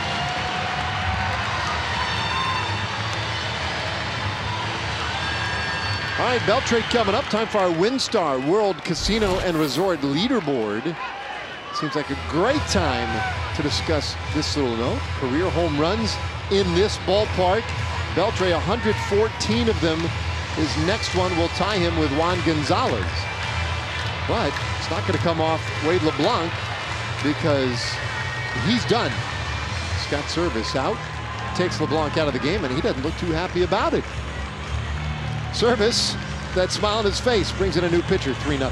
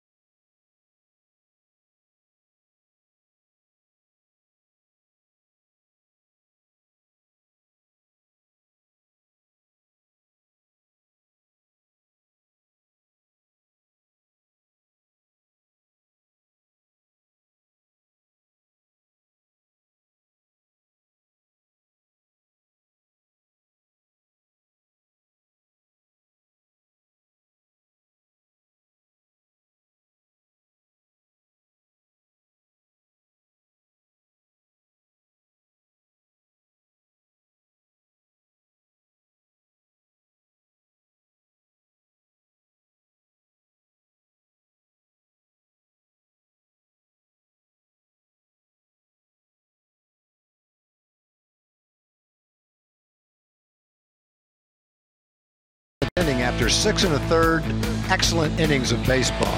Has not dominated the radar gun by any means. 86 with his fastball, but with that fastball, changing speeds with his changeup, mixing in some breaking balls. It's been one of the better pitching performances against the Rangers in quite a while. Rangers have pounded the ball in the second half of the season, but Wade LeBlanc, 6 1/3, 2 hits, 1 walk, and 4 strikeouts. A superb outing for him. Our Who's In, Who's Out pitching change, sponsored by In-N-Out Burger. LeBlanc, the man who is out. Adam Warren, the man who is in, the former Yankee. Acquired at the trade deadline for international slot signing money. And Warren now a Mariner. Yep, pretty good numbers. 40 strikeouts in 32 innings. Good opponent's batting average. He throws a slider, a fastball, a changeup, and a curve, all the traditional pitches. Off the plate, 2-0 to Adrian Beltre. Whether you're a right-hand hitter or a left-hand hitter for the Rangers, not that you've been dominated by Wade LeBlanc, but your timing has been severely disrupted by him. I'd be glad to see him out of there. Take my chances against this guy. 3-0.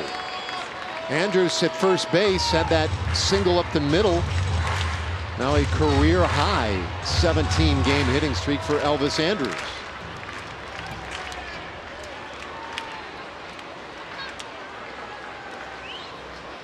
.3-0 to Beltre, and that is tight. So ball 4, Beltre is on, and that gets the potential tying run to the plate. Well, like you're saying, it feels like Seattle's dominated the game with 10 hits, but you got a couple of men on in one swing of the bat, and the win for Wade LeBlanc disappears and it becomes a tie game. Now LeBlanc did not look particularly happy to be coming out of the ballgame. I don't know how he could have been. Yeah, it was an interesting one. You know, unless there's something else going on that we don't know about, whether he's got any kind of an injury or I don't know his history of whether he really gives up a lot of hits after he gets to a certain pitch count, possibly 3rd, 4th time through the lineup. All those things can enter into it from a manager's perspective. But he only gave up really 2 soft singles in the whole game. Profar takes a strike, and the count 0-2. Jurickson struck out looking. He's also popped up to the catcher.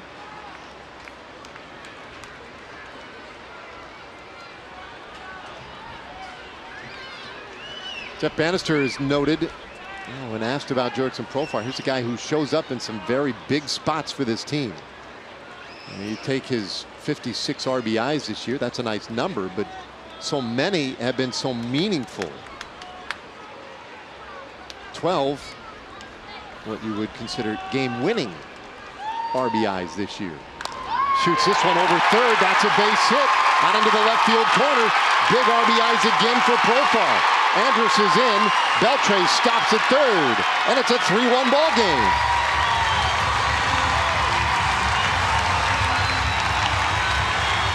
Nicely done.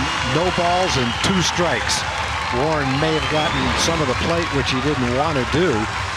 Tried to hit the backdoor slider, cutter, and Jurickson put a perfect swing on it. That's all you can do with that pitch. Just caught the outside corner. Was lined into left field. Great job of hitting. No balls and 2 strikes. Run charged to Wade LeBlanc as we check in with Emily Jones.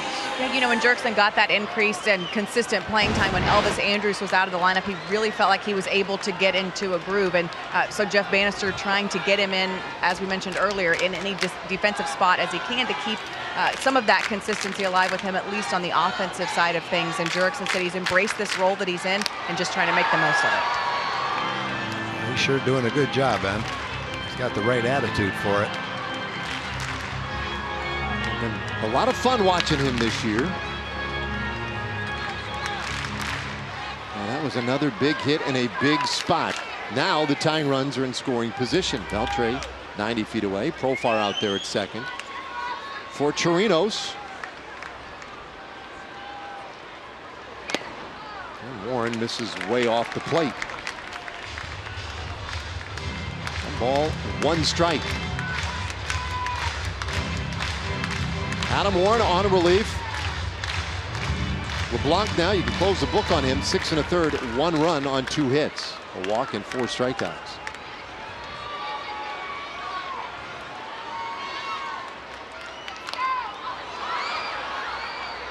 One and 2. Well, Chirinos, he's hit safely now in 14 of his last 15 games. Hitting .297 with 7 homers and 26 RBIs in his last 25 games. And certainly going in the right direction these days. He's popped up, flied out, 0 for 2. Base hit here, though, to the outfield, likely would tie the game.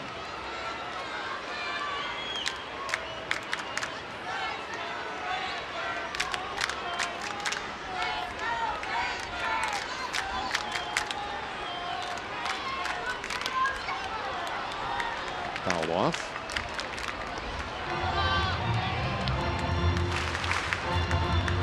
Tom, we don't do this very often, but want to acknowledge the Thompson family from McKinney out here today, a group of about 20 or so. Their grandma, big Rangers fan. Nanny Thompson, 86 years old, passed away on Wednesday, and to memorialize her, they brought all the family out tonight. Big group out here taking to the ball game, having fun, spending time together as a family, just as she would have wanted. Isn't that nice? Such a beautiful fan. She, over the years, would come to a lot of games, never missed a game on TV. There were some cold games where she would lend a scarf to a player down in the dugout. 15 grandchildren, 21 great-grandchildren for Nanny Thompson, and what a wonderful, wonderful Rangers fan she was all those many years. 2-2 pitch. Off the plate. And a full count on Robinson Chirinos. Joey Gallo's the next hitter, but he probably won't face Adam Warren. Lefty down in the bullpen. You see Chirinos, one of the great things he has done this year is he has shown that patience, that ability to take the walk. Warren's 3-2, and that's inside. Oh, got a piece of the bat. Oh, got a piece of his hand. The call from Blackley was that it just ran right off his knuckles, and so the bases are loaded.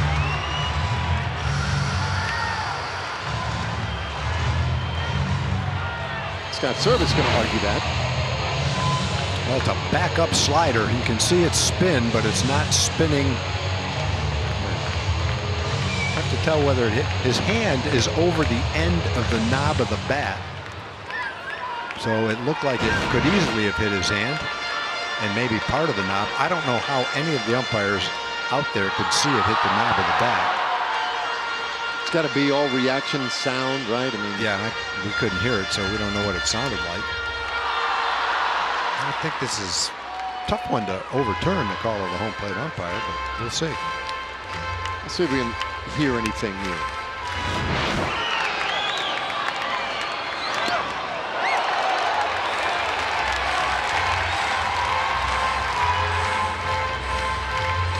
Oh yeah, I saw his finger move. Saw his left finger move. Yep, definitely hit his finger. No doubt. Yep, that's a great look. Excellent camera work to get us that view, and there's no question. And Service could watch that video right now, and he still wouldn't agree. I get it. The other part of it is, if it's questionable, the pitcher doesn't deserve a strike on that pitch anyway. Throw a backup slider, 3-2, this kind of a game, miss by that much, it should be ball 4. Yeah, and the only way it could really work out for anybody. Yeah, Manny Acta coming out saying, they quit the argument. You got the wrong side of it, Skip.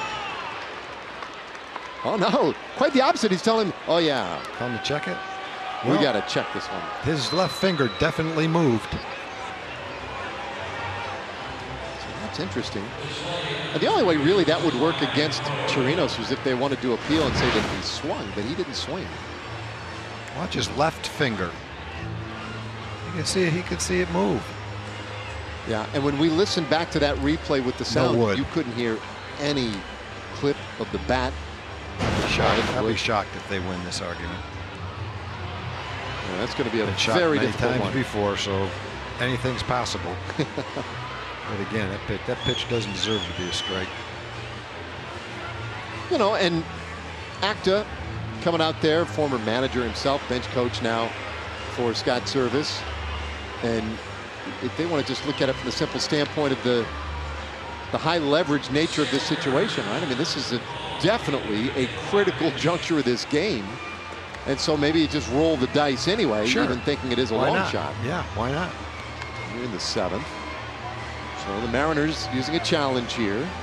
Beltre's at 3rd, Profar at 2nd, and at least for the moment, Chirinos on at first base via the hit by pitch. Well, if it's called a foul ball, then Robinson gets a chance to hit again, and who knows, maybe he'll hang him another one and hit a 3-run homer.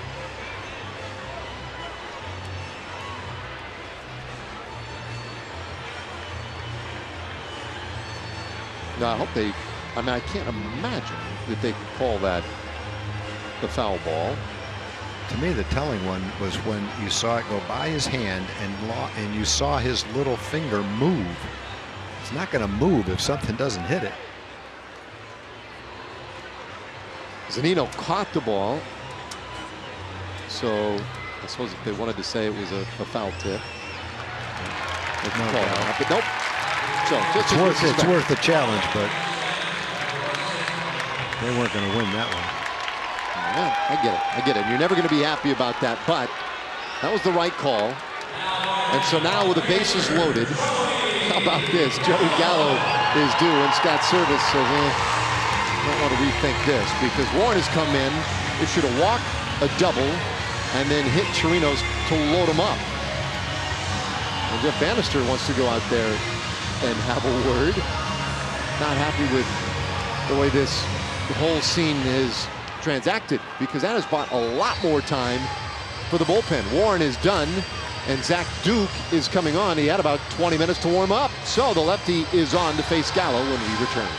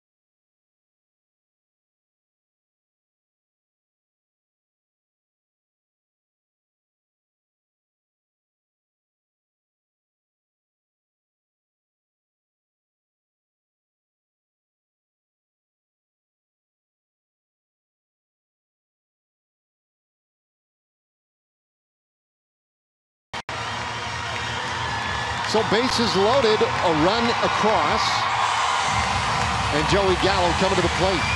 One thing to remember about Joey facing a left-hand pitcher in this situation, he's hit 10 home runs this year off left-handers, and that's the most by any left-hand hitter in baseball. So they're bringing in the lefty to face a lefty. Percentages might play a part in that. The other side of it is, though, Joey has gone deep 10 times against a left-hand pitcher.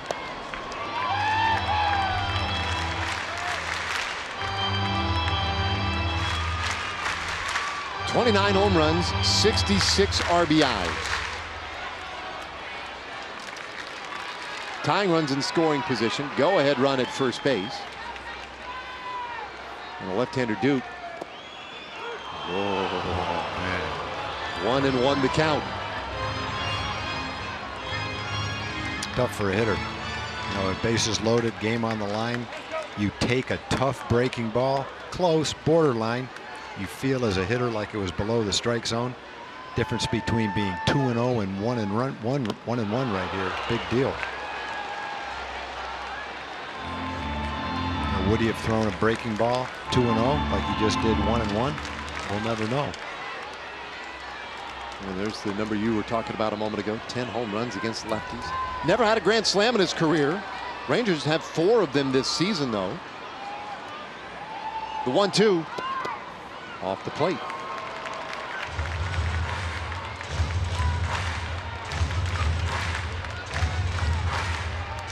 For Zach Duke, the 4th game as a Mariner.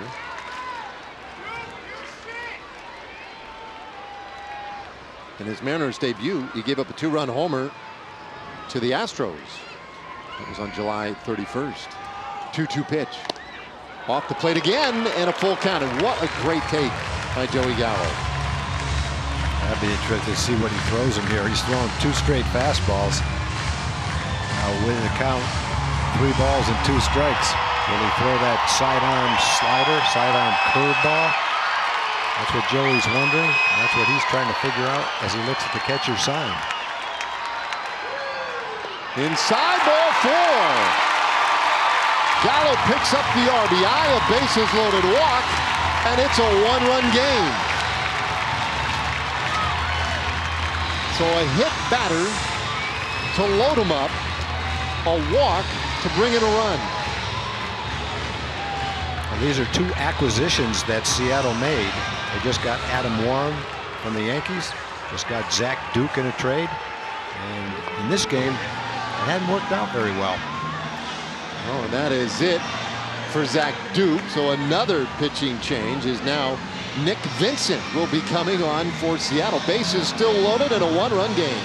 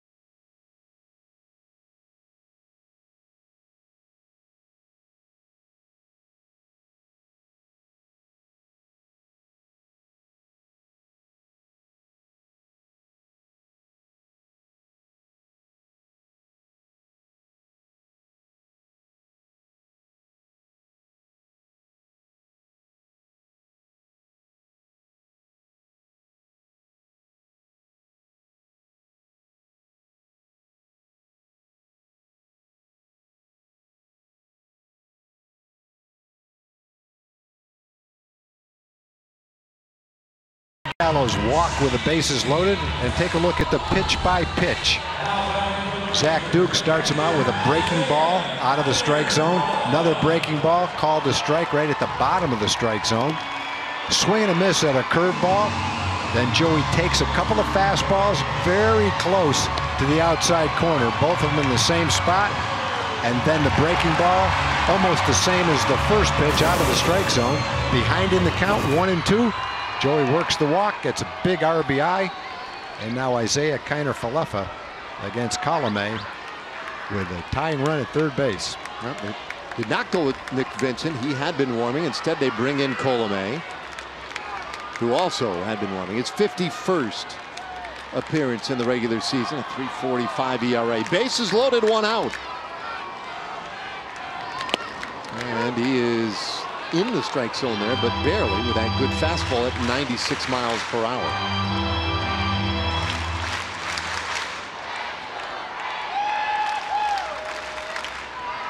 There are your base runners.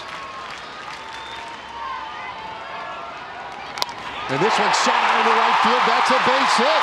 Profar is in. They'll stop Chirinos. A tie game. Kiner-Falefa delivers to right.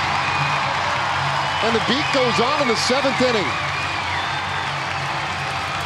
Well, the Rangers, for quite a while, have been swinging the bats very well. But in that situation, you feel very good with Isaiah Kiner-Falefa at the plate. Feel good with a lot of Rangers at the plate. But with a rookie, you have a pretty good feeling that he's not going to try to pull the ball, that he's going to make contact. Serves that ball out into right field. Great job of hitting right there. Took a pitch, saw the fastball, gauged it, and then went the other way with a solidly hit line drive to tie the game. So they're still loaded. Boy, poor Wade LeBlanc. Willie Calhoun. Pinch hitting here for Toti. Left-handed hitter against the right-hander. And that's up and away, ball 1.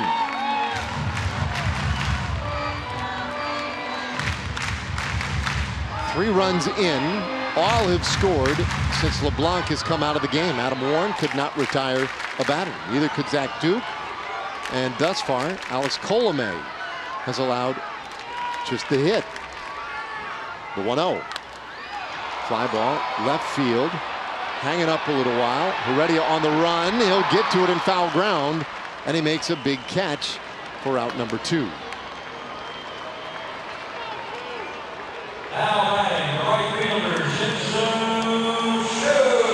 That brings up Shin-Soo Choo. The Rangers will have batted around. Oh, it's been a great inning, down 3-0, and really dominated by Wade LeBlanc. Maybe not intimidated, but dominated. 2 soft hits. And fortunately, the decision was made to get him out of the game, and the Rangers have tied it up against the bullpen, and one more hit could put him ahead.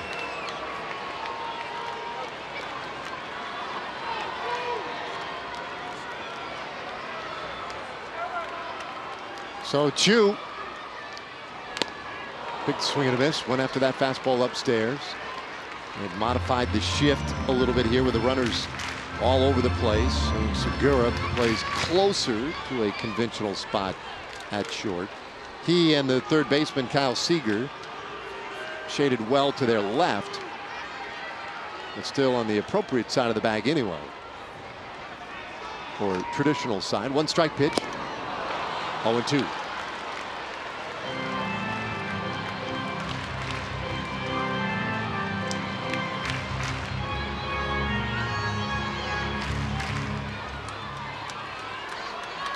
Choo has not been getting on quite as regularly of late, but he has been driving the ball a little bit more.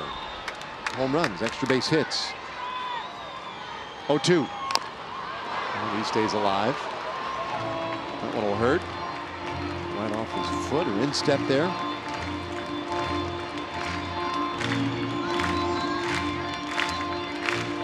StatCast AI powered by AWS shows us the hit spray chart for Shin-Soo Choo.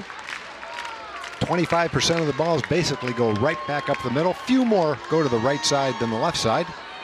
They shade him that way. In fact, they shift the second baseman out into right field against Shin-Soo Choo. 1-2 the count.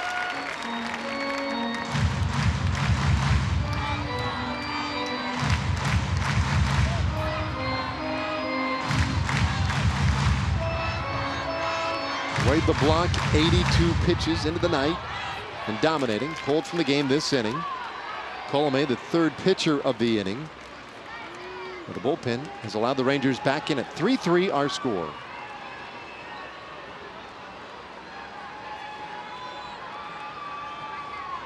One-two. Chu comes up empty, strikes out to end it, but the Rangers have tied the game. A 3-run rally in the 7th. Quiet all night, but Profar delivers a big RBI. And then it was a bases-loaded walk, and Isaiah Kiner-Falefa, cool as a cucumber, ties it up.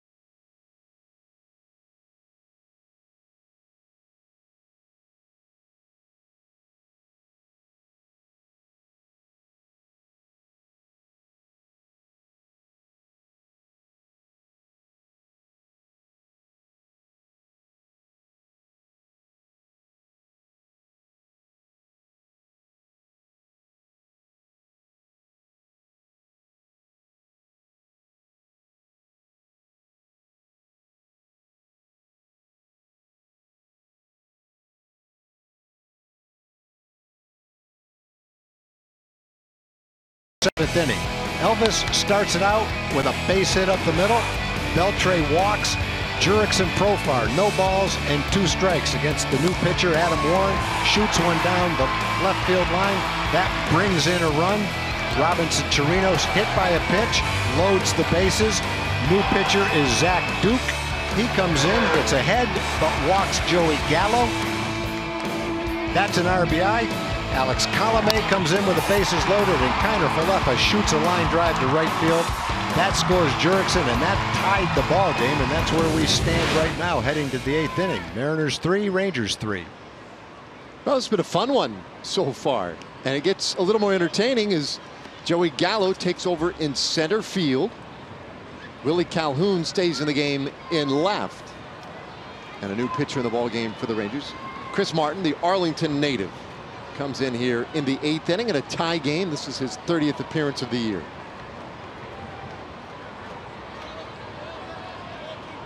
Well, great pitching early on in this one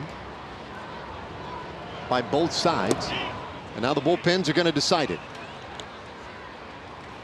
Now, the thing I like best about Martin Perez tonight was the 7th inning. That was by far his best stuff. Fastball struck out Haniger at 95 miles an hour. A 94 mile an hour sinker struck out Nelly Cruz.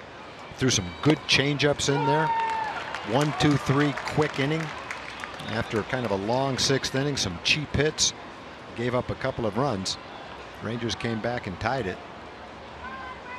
We're on the verge of going ahead, which would have put Martin Perez in position to win the game. But 7 innings, 3 runs. And the way he finished it in the 7th inning adds up to a solid start. Ball and 2 strikes now on Ryan Healy.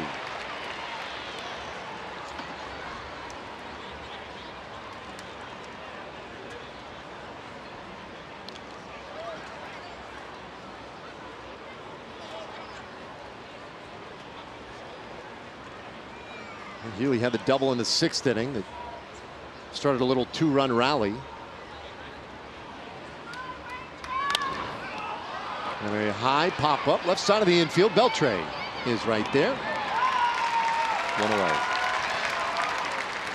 Well, when the Rangers score, you save. Well, the Rangers scored more than 10 runs against the Baltimore Orioles, and that means you save $10 off full-price tickets in the Lexus Club Terrace, Corner Box, Upper Reserve, and Upper Box seating sections to upcoming Rangers games. Now, the discount applies tomorrow and Wednesday, plus the upcoming series against the Diamondbacks. Use the online coupon code RUNS at texasrangers.com/specials.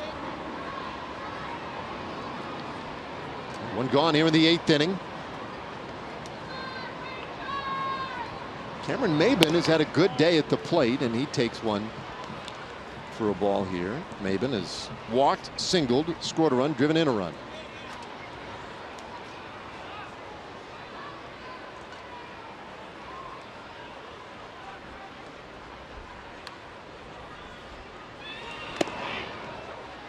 Two balls and no strikes to Maybin, but 96 miles per hour on that fastball from Chris Martin, who has had to survive a couple of stints on the disabled list this year. We saw him Friday against Baltimore. It was his first time back since returning from the disabled list. And he goes 3-0 on Maybin.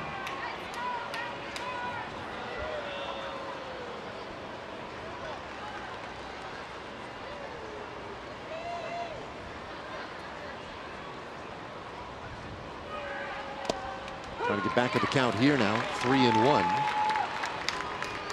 Anyway, Martin has had any number of maladies, 3 stents on the DL, some irritation in his right forearm. He had a right calf strain.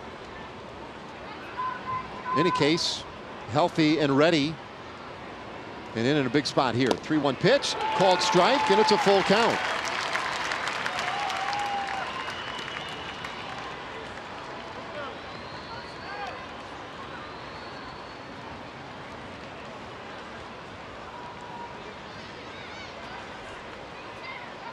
Got Healy to pop up, one away.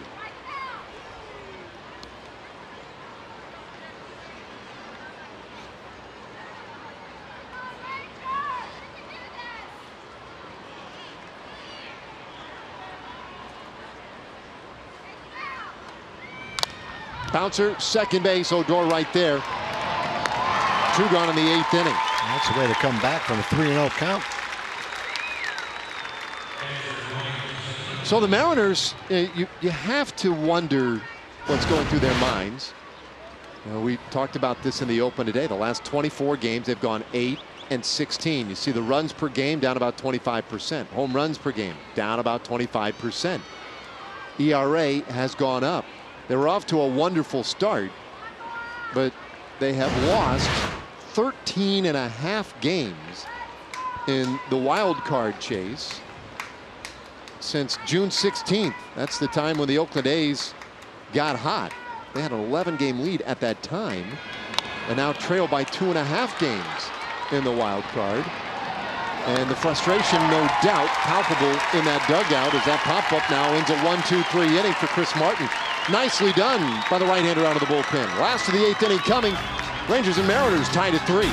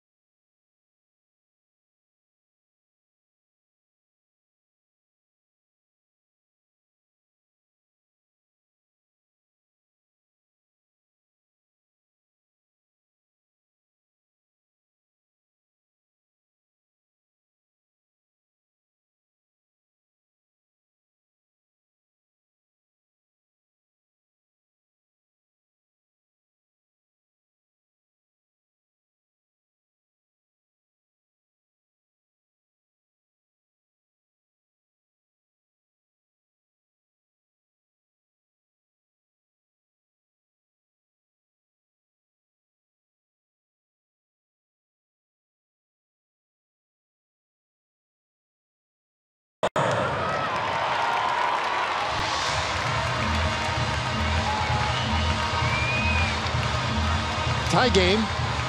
And the Rangers sending their 2, 3, and 4 hitters in the 8th inning. Alex Colomé remains in the game after getting the final 2 outs of the 7th inning. A disastrous 7th inning it was for Seattle.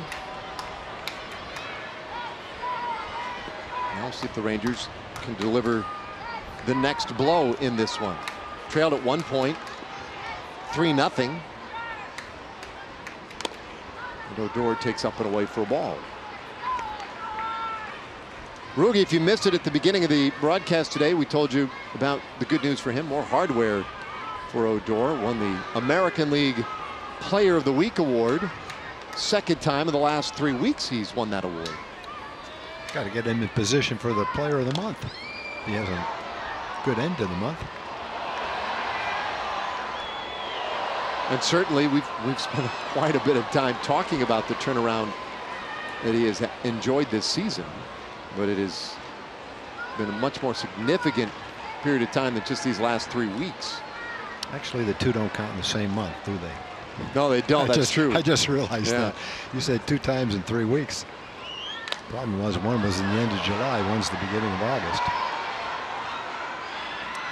It's been more than a month that he's been good, though, that's for sure. Yes, indeed. There you see the numbers from this last week. Very worthy of the award. None of those, of course, take into account the great defense that he has turned in as well.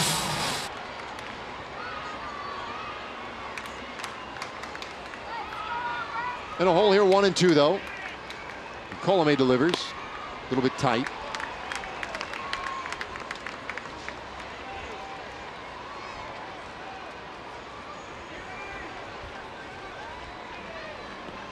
Odor does not have a hit off Colomé in his career. Only faced him a handful of times.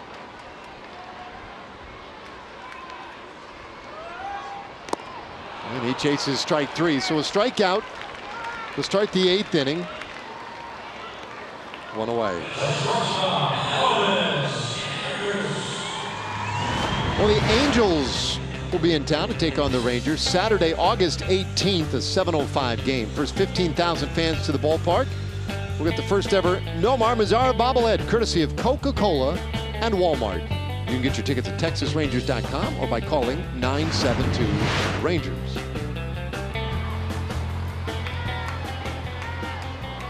Nomar getting closer to being ready to go out on a rehab assignment, thinking maybe later in the week. And things continue to progress well for him.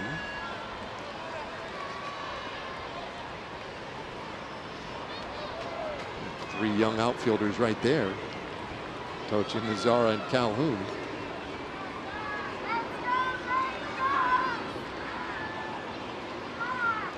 No balls, 1 strike to Elvis Andrus.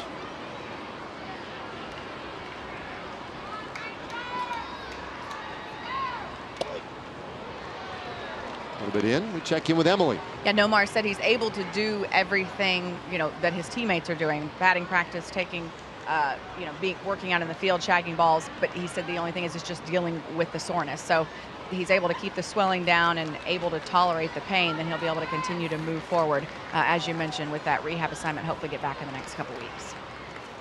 Yeah, that'll be good news. Bouncer down to third, but just foul. Well, the Rangers taking it conservatively with Nomar. You don't want to push the young man, just 23 years old. Make sure he's at full strength.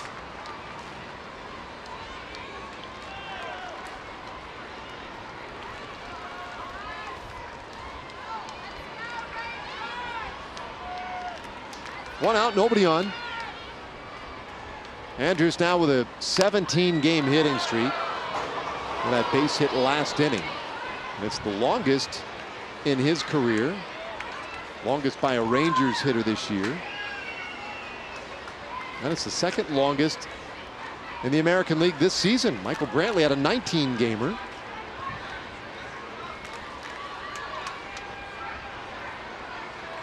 Numbers starting to really add up, though, in the second half for Elvis.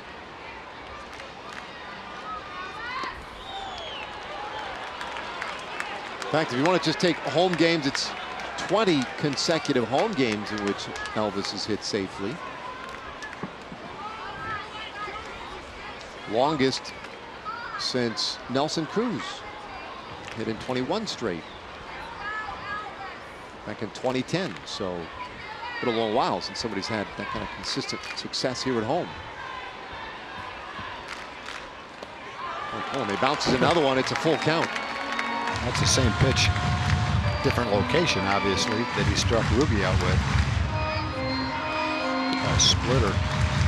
Pretty good velocity on it. His fastball is 96 or so, and that pitch that Rougned struck out on, I think, was 90 or 91. He still throws it pretty hard, but you almost have to call it an off-speed pitch the way he throws it.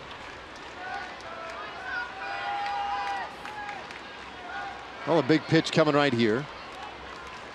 On the way to Elvis, and he fouls it off.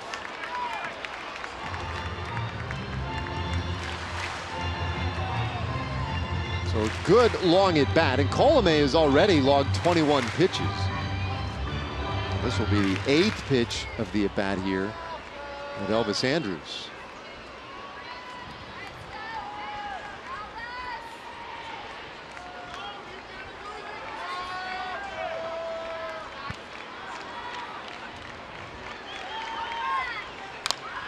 Hit softly towards second. Gordon spins, throws. That's off the glove of Healy. Andrus is safe, and the Rangers have a big base runner on in the 8th. That was a smash by Elvis. He reached out and hit the ball solidly. D. Gordon made a nice play to his left, slid into the outfield grass. Had to get up, put something on the throw. Like he might have gotten it there in time. There's a four-seam fastball. Good look at it. Good look at Elvis slicing that ball toward right field. Gordon makes a nice pickup. Let's see if like Healy couldn't handle the throw. Did it bounce or did he just miss it? I think he just missed it. He just missed it. Hit the edge of his glove. That's got to be an error on Healy. And Colomé, of course, that's got to be a real tough feeling. You feel like you got the guy. So Beltre is up. And a fastball runs in. Ball 1. Indeed, it does go down as an error on Healy, an E3.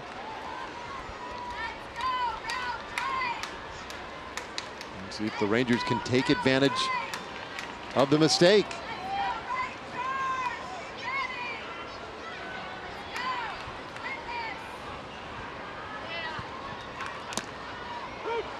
Strike call, 1-1 to Adrian Beltre.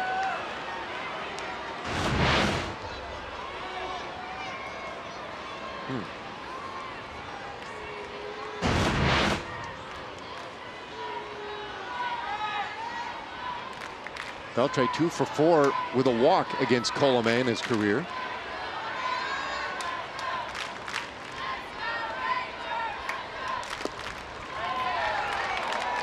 Two and 1.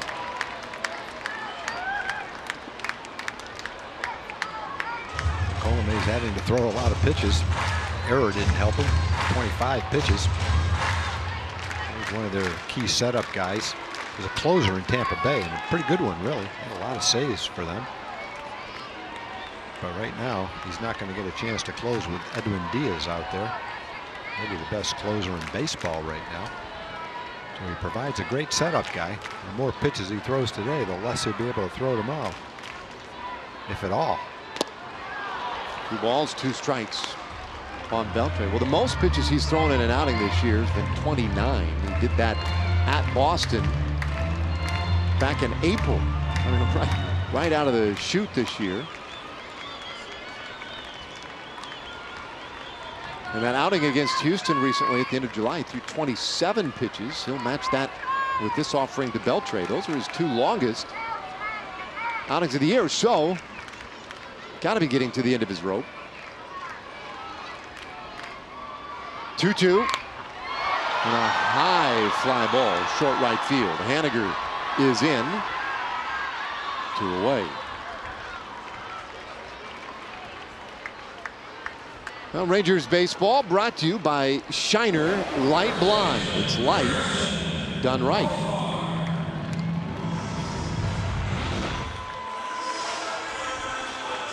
Tie game here in the bottom of the 8th inning. And Jurickson Profar delivered a big hit in the 7th inning. And a chance to deliver yet another here. Mentioned it at the time that his 12 game-winning RBIs this year, tied for 3rd in the American League.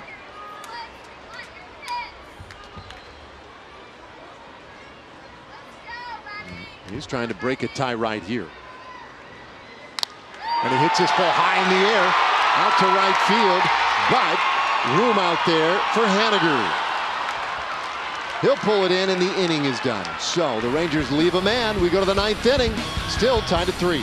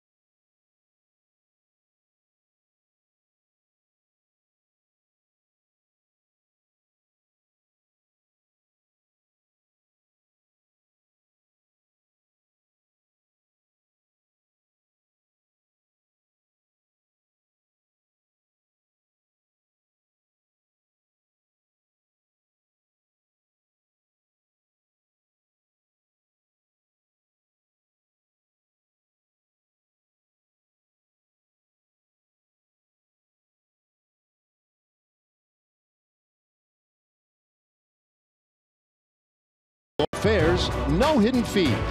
That's transparency. By Ford. Visit your local Texas Ford dealer during the Ford Summer Sales Event. Ford is the best in Texas. And by Shiner Light Blonde. It's light done right.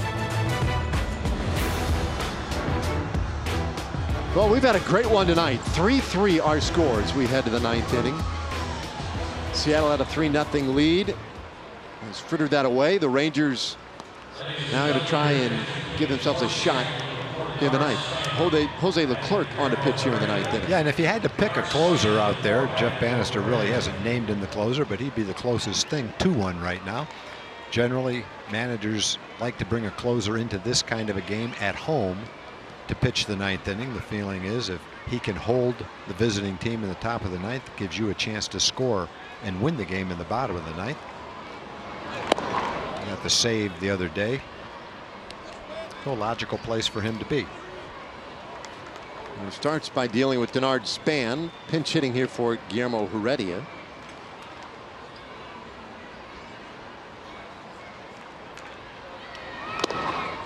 Off the plate, 2-0. Now Leclerc has that good fastball, very crisp, and then the 2 different changeups.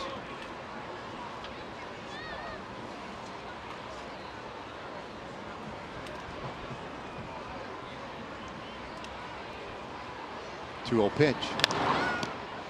Span very late.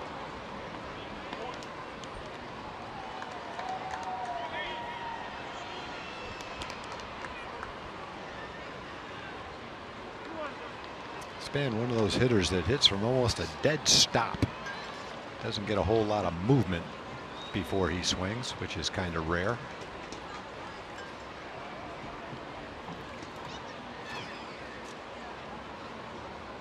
He's been a very good pinch hitter. Takes off the plate, 3-1. He's 4 for 8 as a pinch hitter with a couple of doubles and 4 RBIs. He's also walked 3 times in the pinch. So this is a guy who has shown ability in these spots, and it's not an easy spot for most guys. It does take a certain kind of hitter to excel in these situations.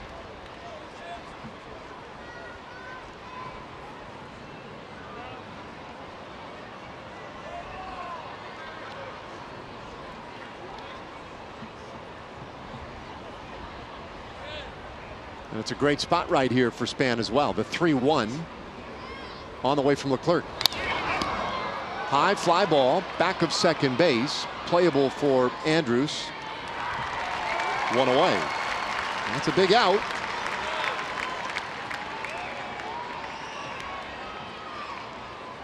Brings up D. Gordon.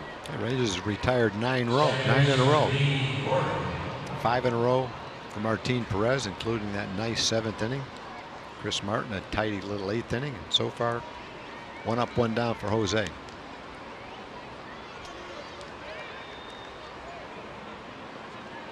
So D. Gordon,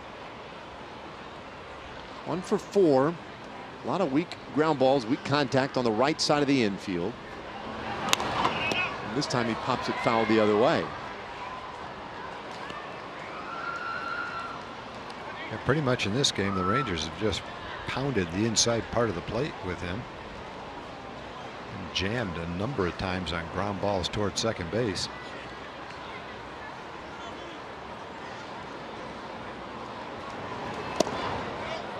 One and one the count.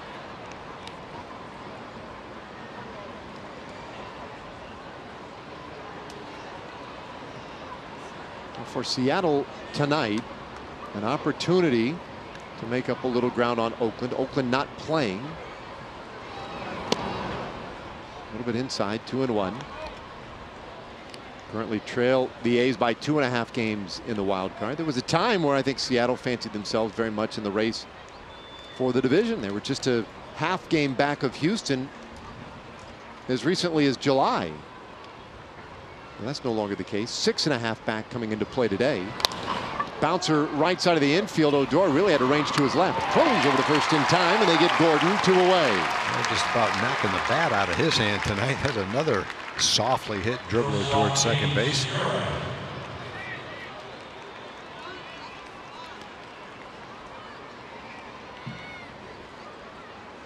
So that brings up Gene Segura. Meanwhile, also in the American League West, the Astros are playing some interleague ball out in San Francisco. Currently being shut out by Derek Rodriguez. So scoreless game, 3rd inning in San Francisco. 2 Dereks in their rotation with Ranger ties. Derek Holland is in their rotation as well. He's pitching pretty well too.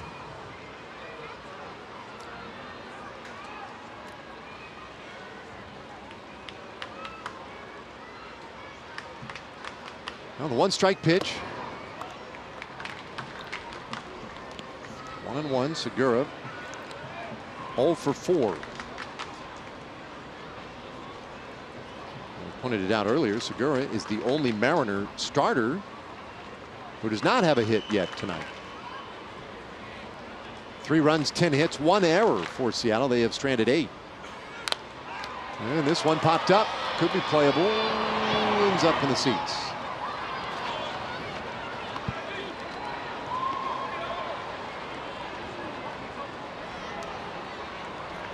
Segura 1 hit shy of the league lead coming into play today. 133 hits. Jose Altuve 134. It's been a very good year for him. He's had plenty of nights where he's been the guy to lead the charge in terms of hits for Seattle, but not tonight, at least not to this point.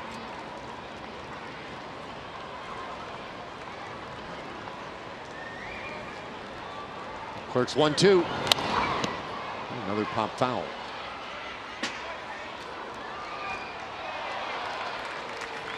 Segura's a tough out with 2 strikes. A lot of times you see the numbers, totally disappear for guys with 2 strikes. Segura, one of the tougher to close out. You see a 270 average. That's 4th best in baseball with 2 strikes.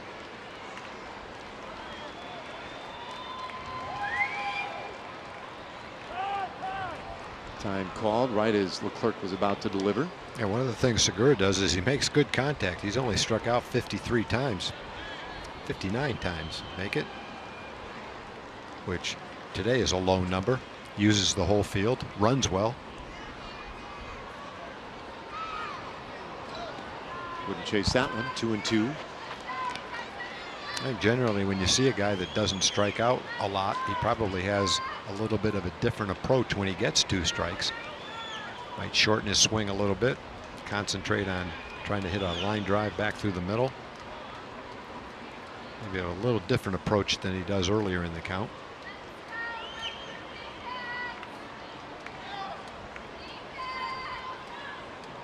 Well, LeClerc got the first 2. His 2-2 pitch. Chopper. Foul, third base side. Segura doing what he does, which is just battle with 2 strikes. Segura had a year with Arizona a couple of years ago where he scored 102 runs, had 203 hits, 40 doubles, 20 home runs, 30 stolen bases. A nice season for Seattle last year, hit 300 for him. He and Haniger came over in the same trade. 2 pretty good offensive players in that trade. And he swings and misses here. Big strikeout for Jose LeClerc, and it's a perfect 9th inning for him. Now the Rangers with a chance to win it in the last of the 9th.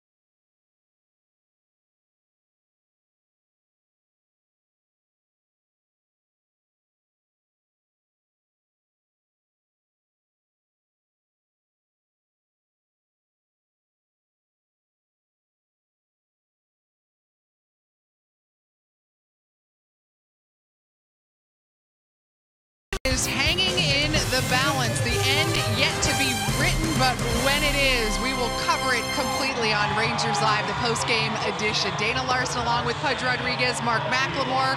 Guys, we can't predict the ending, but there has been tons already to talk about, right, Mac? There really has, and I'm going to talk about how the Rangers came back and tied this game in the 7th, and hopefully how they walk it off in the 9th. I like that. Good performance from Martin Perez, 7 strong innings. Good job from Martin. A lot of good pitching. We will cover all of that and so much more and hear from the key players and the manager coming up right after the game, guys. All right, Dana, looking forward to that. Looking forward to seeing how this bottom of the 9th works out as well. Nick Vincent is on here in the 9th inning. 39th appearance for Vincent. And the first pitch, Torinos rolls it to shortstop. Segura right there on top of it, 1 away. Tomorrow night, game 2 of this series. And our Ford probables. Felix Hernandez, 6th among active pitchers with 168 wins. He'll have the ball for Seattle. Bartolo Colon, 245 victories. Another shot at history tomorrow night.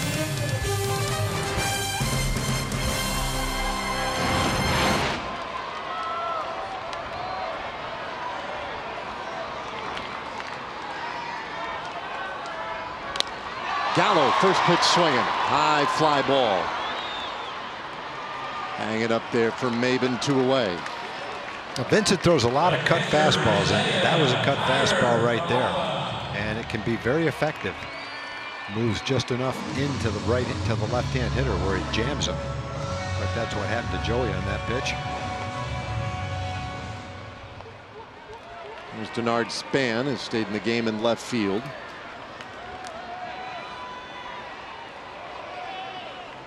Vincent, 2 pitches, 2 outs. Now looks at Isaiah Kiner-Falefa.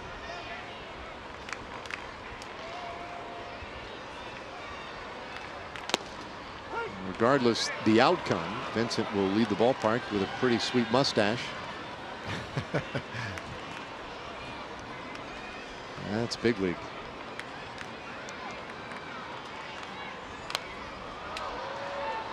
Now, when you were playing in the 70s, surely you fiddled around a little bit with facial hair? Never went with facial hair. Had some of those long sideburns occasionally, but never went with the facial hair. It was pretty popular back then, though, long hair. Long hair, the mutton chops. The A's really had the team with the most facial hair, long hair. 2-strike pitch, Kiner-Falefa with a high pop-up out into short right field.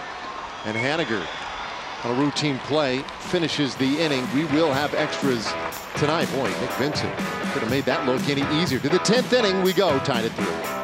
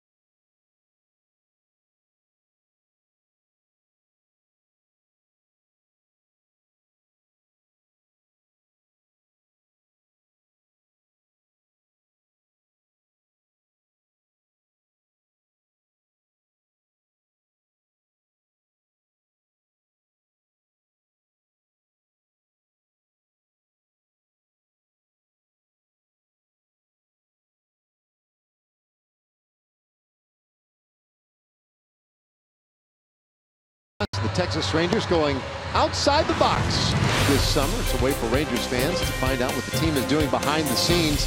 Next up, Outside the Box is focused on the Rangers' efforts in giving back to the community. We'd like you to join us tomorrow for this special broadcast. Rangers giving back.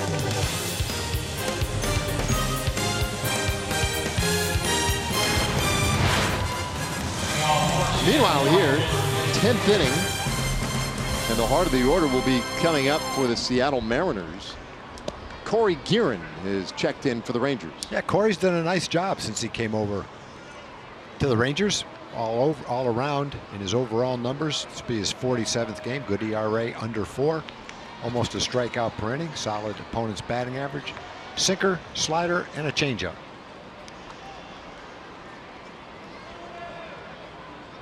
Well, he gets Haniger, Cruz, Seager in this 10th inning. Now the Mariners this year, 8-1 in extra innings games. They have some pretty weird fundamentals this year when you look at their overall record and some of their team stats. Negative run differential for the year, despite being, I don't know, what is it, 16 games over 500. But they've been outscored and by a pretty wide margin all year this year. They've done excellent in extra innings games. We mentioned 8-1 record. They have been ridiculous in one-run games. 27 wins against just 14 losses. So So these are the types of games that have gone their way by and large most of this year. And so for Guerin, not a lot of wiggle room here, room for error.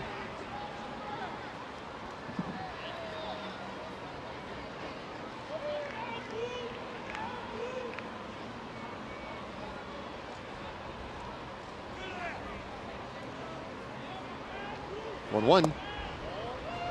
Pretty good, but just dropped low on Haniger, who was 1 for 4.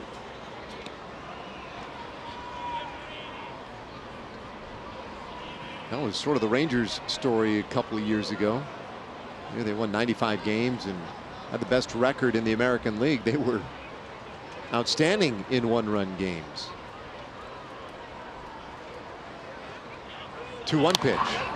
And a high pop-up. Short left field. Andrus heads out from shortstop and one away.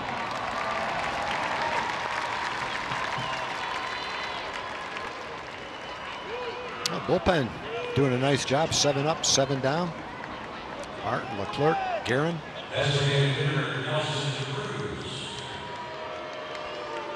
This is a tough part of the order, though. When you got Cruz, Haniger, Seager. Haniger and Cruz both made the All-Star team.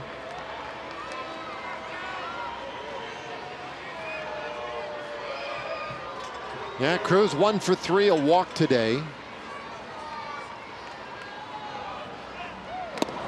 And he takes a fastball for a strike. It's his 6th career All-Star game. 5th time he's made the All-Star team in the last 6 years.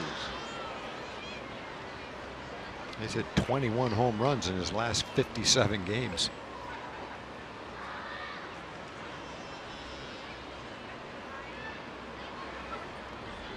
Well, he's set up away. Guerin fires that one a little low. 1-1. Last base runner the Mariners had was Heredia, reaching in the 6th inning. 12 straight retired since then, and it started with a double play.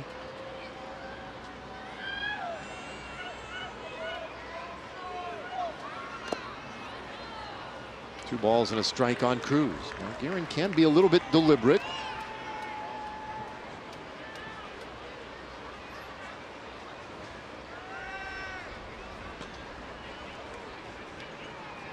Acquired from the Giants in early July.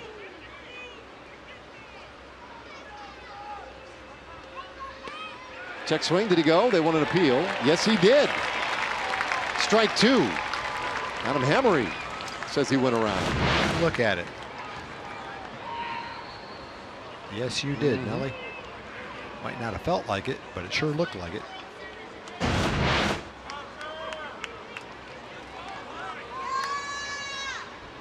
Rangers shading Cruz to pull on the infield. 2-2. And he does pull it on the infield, deep in the hole and just underneath Elvis's glove. So Cruz with a 1-out single. Elvis was getting ready to backhand that ball and try the jump throw, Jeter throw that he likes to make. I think he was anticipating the opportunity to do that. Would have been very difficult from there to throw out Nelly Cruz, though. Nelly, not the runner he once was by any stretch of the imagination, but I don't think he would have to be too fast to beat that one out where it was hit.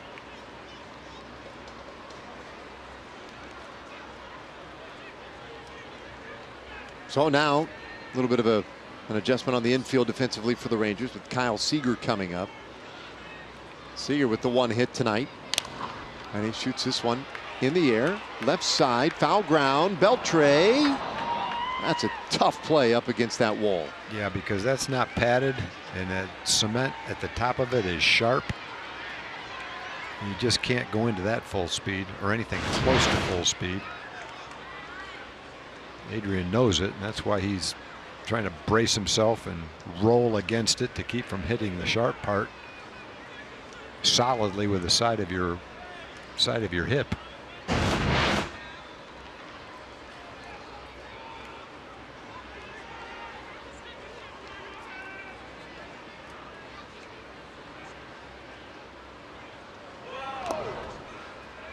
In the dirt, 1-1.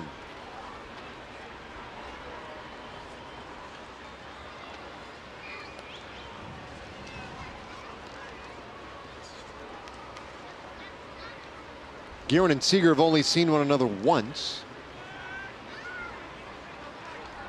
Guerin took care of him in that one encounter.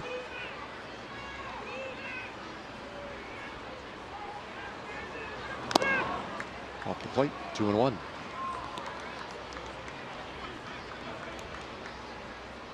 Look at Kyle Seager's numbers against the Rangers, and that's where you cringe. Batting average of .303 in his career, 24 home runs. Half of them in Seattle, half of them here. Have to be careful with this guy. He lifts this one out into center field. Gallo, a couple of steps to his left, takes care of it, 2 away.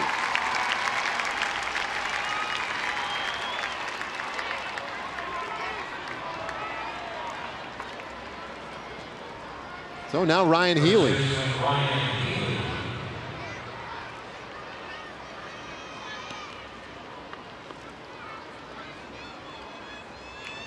We talk a lot about Seattle and how they got to this spot now, 2.5 games back in the wild card, and just the struggles that they have endured lately. Scott Service today, his starting pitcher was absolutely dominant.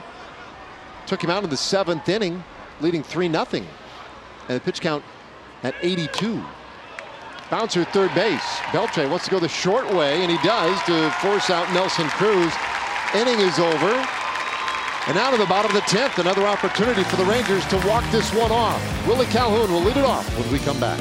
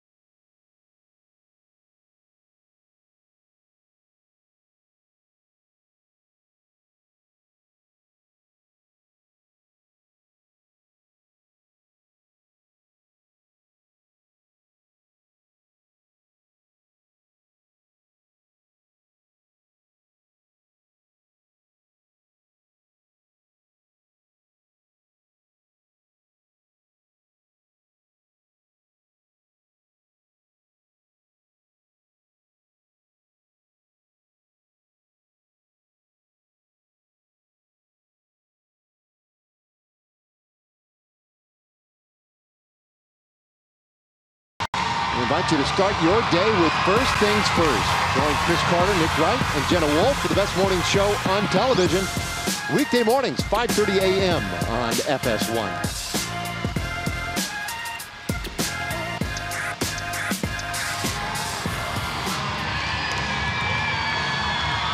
Well, to the bottom of the 10th.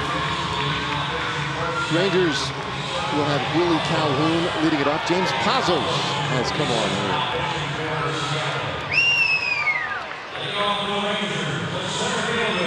Pazos making his 45th appearance. Good ERA at 2.43. Two-pitch guy.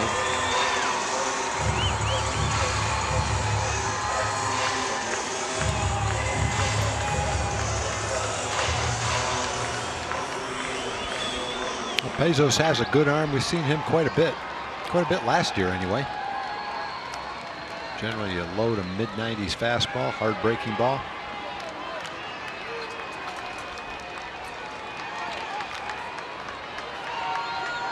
Another impressive mustache.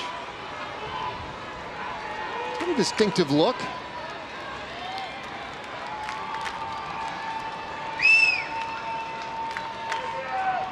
Calhoun takes off the plate for a ball. I'm surprised. I mean, even in the offseason, he never dabbled with the... Never did. No. I don't know why.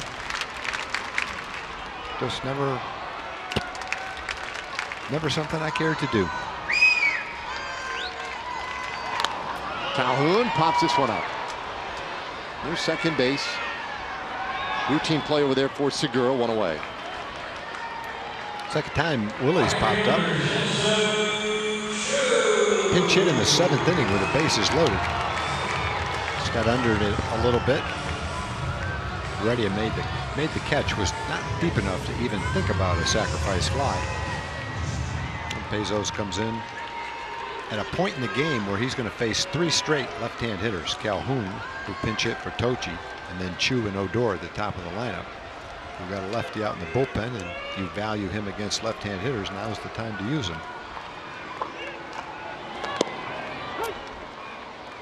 That one poured right in for a strike to Chu, who is 0 for 4. A couple more strikeouts today for Chu. He's now at 116 for the year. He's trying to regain that stroke he had for about 2 months, where he had the long streak. Getting a lot of the same pitches right now. Just his timing's not quite the same as it was during that streak. Hitters go through stretches like that where you find it, you lose it, try to find it again, make adjustments. Seem to be doing that all season long if you're a hitter playing every day. 20 home runs this year for Chu. And he takes an off-speed pitch right on the outside corner for strike 2.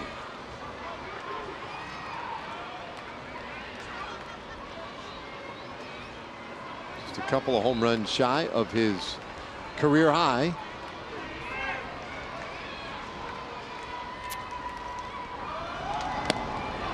And that one, strike 3 call. Boy, I'll tell you what, Pazos really shaving off the outside corner on Chu. That's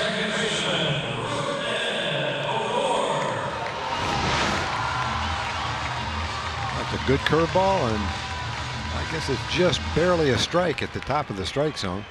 You see the spin, the break, just comes in at the top of the strike zone. Sure didn't look like a strike to Chu. Probably just barely caught the top of the strike zone on the outside corner. So it's going to be up to Rougned Odor.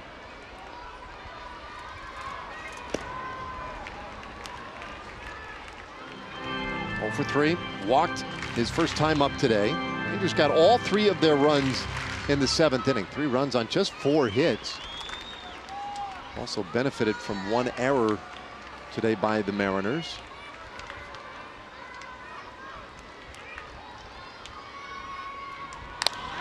Odor hits this ball well out to right field, but Haniger angling to his right, and he pulls it in, and the inning is done. So let's go to the 11th inning.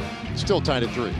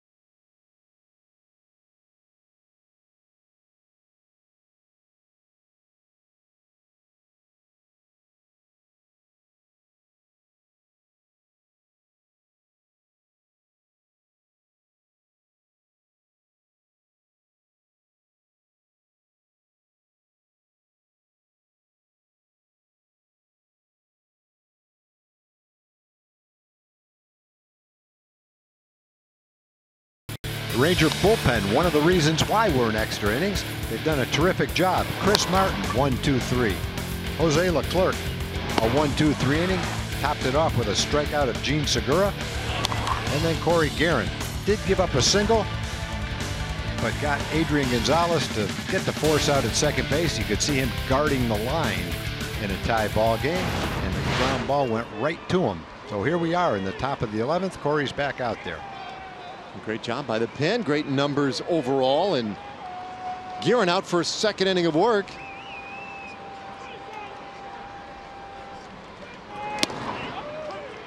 And he gets one right in there for a strike to Cameron Maben.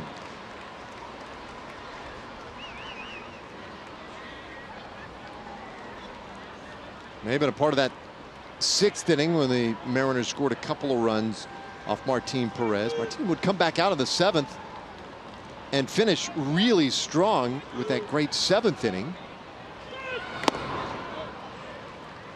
1 ball, 1 strike to Maben. Maben had an RBI single in that inning and then later would score a run. The bottom of the order has done a lot of the damage tonight for Seattle.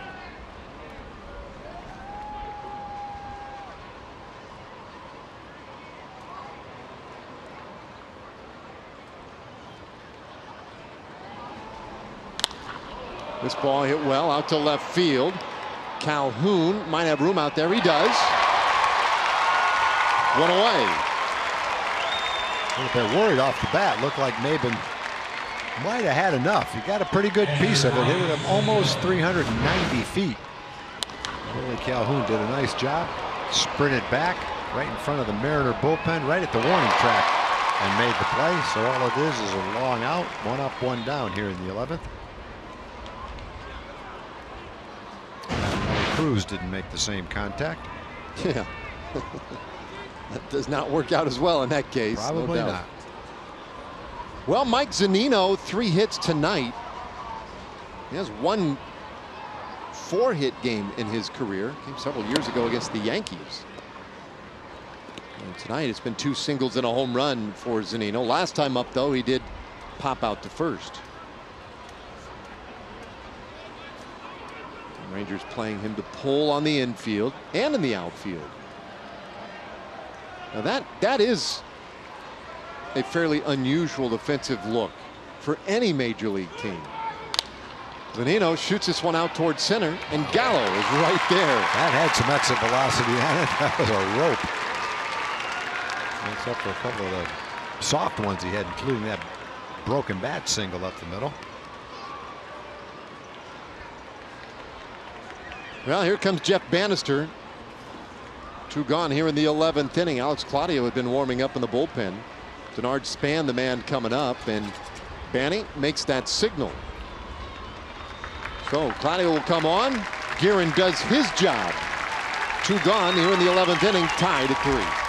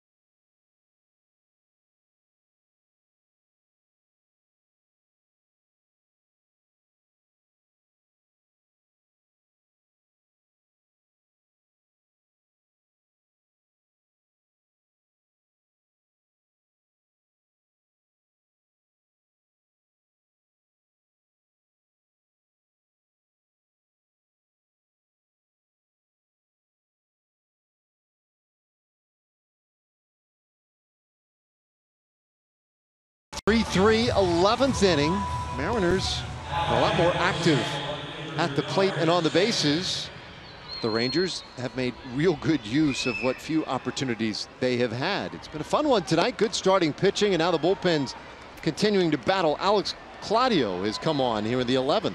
Martin, Leclerc, Guerin have all done a nice job. Alex Claudio gets a shot right now at Denard Span. 2 outs and nobody on. Hoping to get this out, have the Rangers score and get yourself a win right here.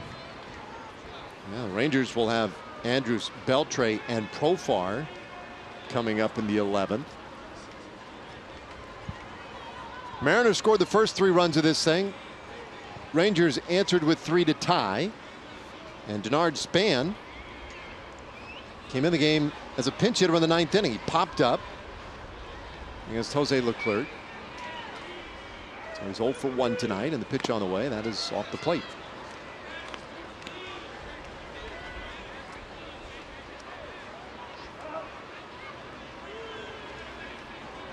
Span 0 for 2 in his career against Claudio with 1 strikeout.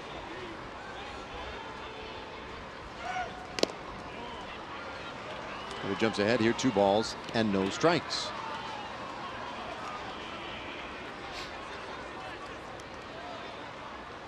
Mentioned earlier, the Mariners have had great success in close games, extra innings games. Rangers have a winning record in extra innings this year, 6-5.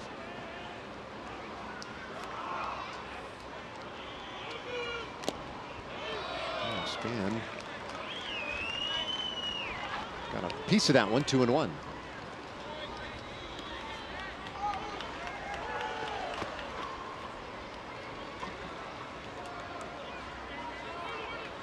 And the Mariners have been active in the offseason, during the season. They are going 100% all out to try to make the postseason. Struggling to get it going right now, but hasn't been because they haven't tried. They've made a lot of changes. Span shoots this one down the left field line. Calhoun on the run, goes into a slide and he can't get it. Now Span has good speed. Calhoun gathers it up and gets it back in quickly, but Span at second base here with 2 out on the double. It looked like Willie got to it. Had a chance to make a really nice play. Concentration. Gets the glove down. It just kind of goes off the end of his glove as he's sliding toward the foul line. Good thing is there's 2 outs though, even with the extra base hit. Get Gordon right here and no damage done. Good try.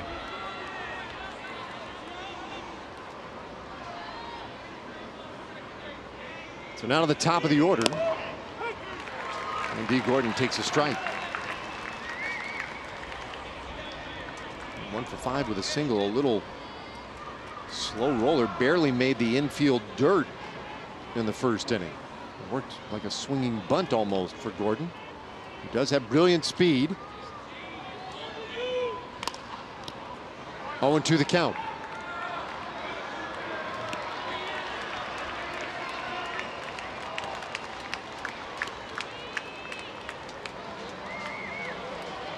Two out, Span at second.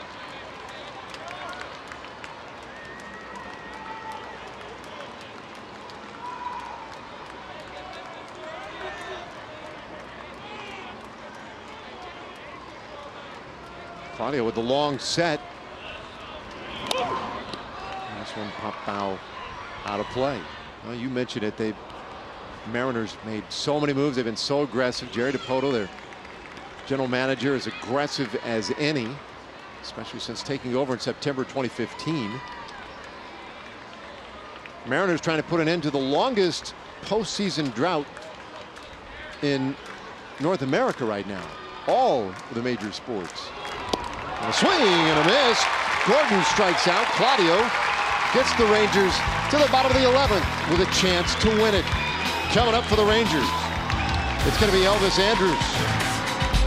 Should he get on, Adrian Beltre and or Jurickson Profar could knock him in and win this one for Texas.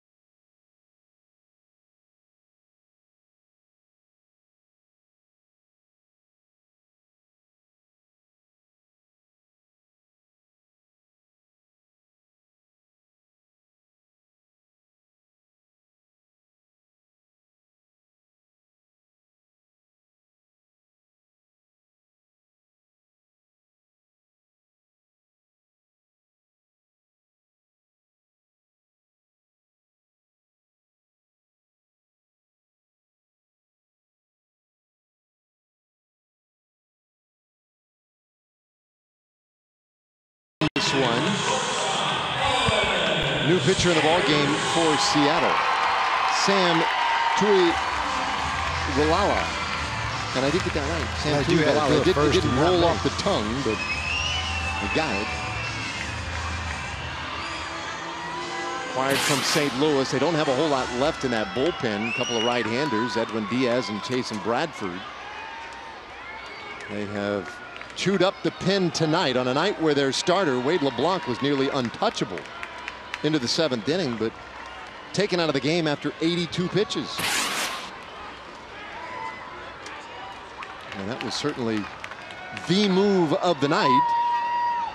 Here's Andrus, and he hits this ball on the ground to third base. Seager in good position. 1 pitch, 1 out.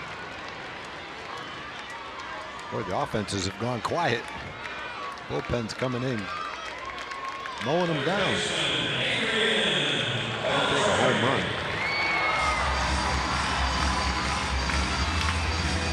Tuiwalala of Polynesian descent. Grew up in Northern California. Good basketball player, football player, and of course, obviously a great baseball player. And that's one inside on Beltre for ball 1.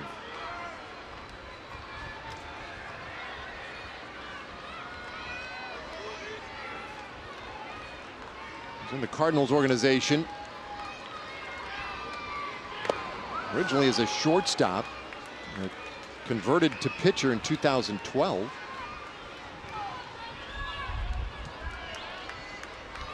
And in a trade a couple of days before the deadline, acquired by Seattle. 1-1 pitch. Strike 2.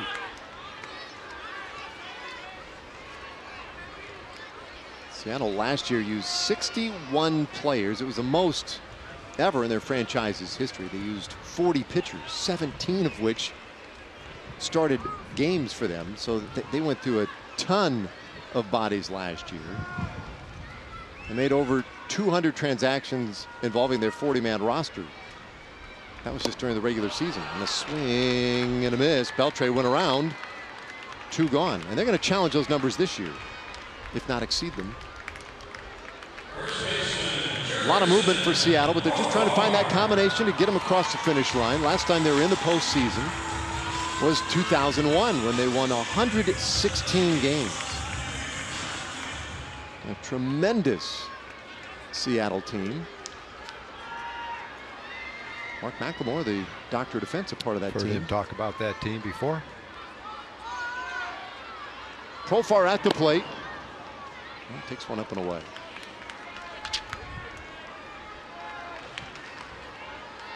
Jerkson had a big RBI double in the 7th inning. 1 for 4.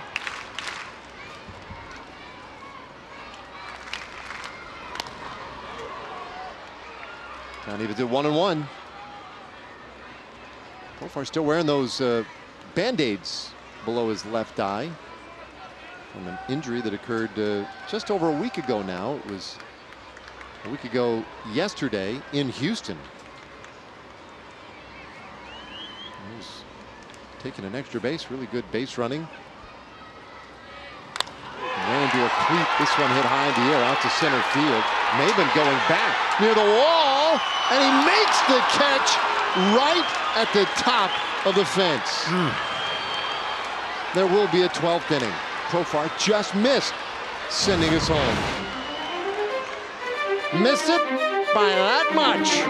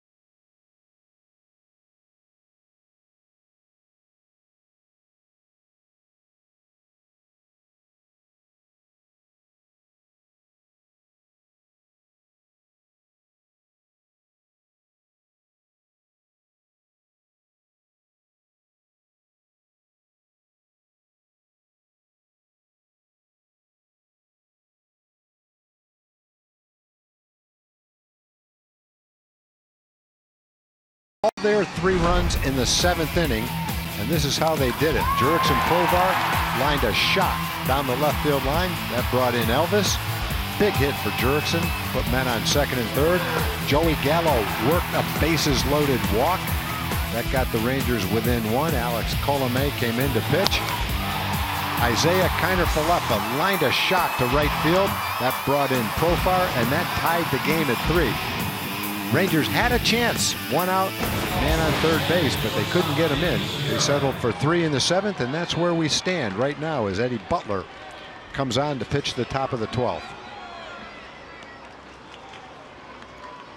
12th appearance for Butler. Former Cub, now Ranger, and his first offering off the plate for a ball. So you look at what's left in the Rangers bullpen. Matt Moore, and Moore had to log a long one the other day. Segura, high chopper to 3rd base. Beltre will take care of him. No, it gets away from Profar.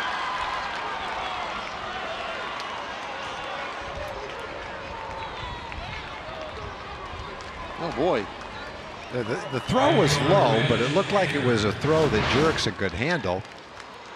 Adrian has plenty of time. His throw just sinks a little bit, but Jurickson got the glove on it. Just couldn't make it go in the glove and stay there. Didn't look like it bounced, or did it? Very, very short hop if it was. Just wasn't able to scoop that one out of the dirt. Charge the error to Adrian. Man on to start the 12th inning. And we'll see how that one factors in here. So makes things a little bit more challenging for Eddie Butler.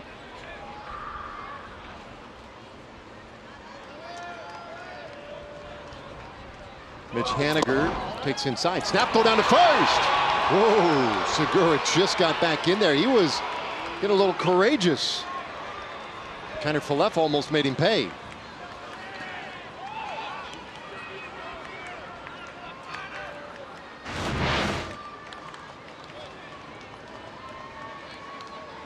Very close. You know, as a middle infielder, Kiner-Falefa should be able to deliver that ball like that quickly, and he obviously can. 1-1 on Haniger.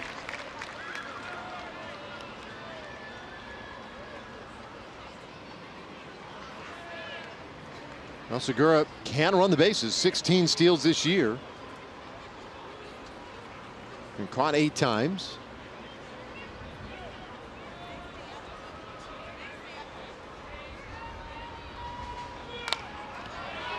One out into the seats for strike 2. Let's see what Haniger has done tonight. The hit was an infield hit, one that was sent to review.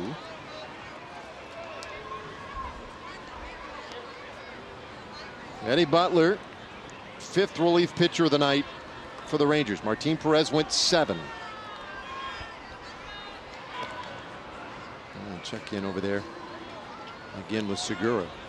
Chris Martin, Jose Leclerc, Corey Guerin, Alex Claudio, and now Eddie Butler.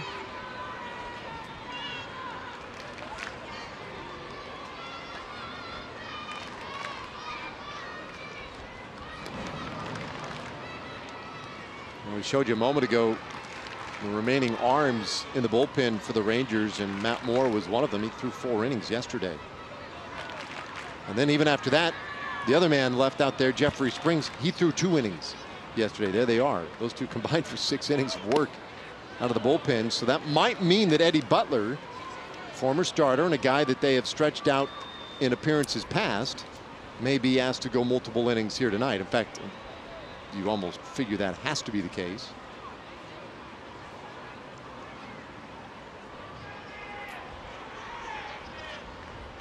Two, runner goes.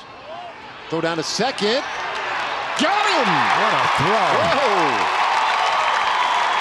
Segura tagged out, trying to steal second base.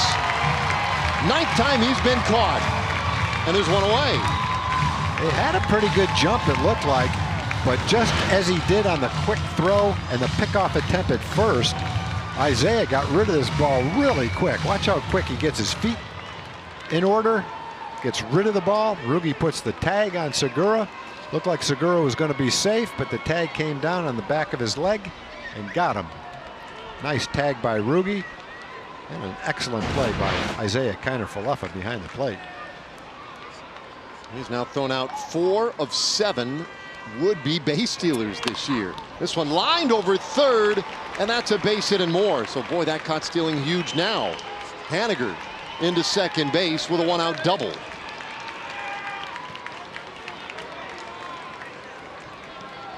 Designated hitter Nelson Cruz. Haniger's having a nice season. Mentioned that he made the All-Star team. He's got a couple of hits in this game. Came into the game tied for 7th with 69 RBIs. Hits that ball sharply down the left field line. Doug Brocail is going to come out and have a chat with Eddie Butler. Nelly Cruz, with first base open, will be the hitter.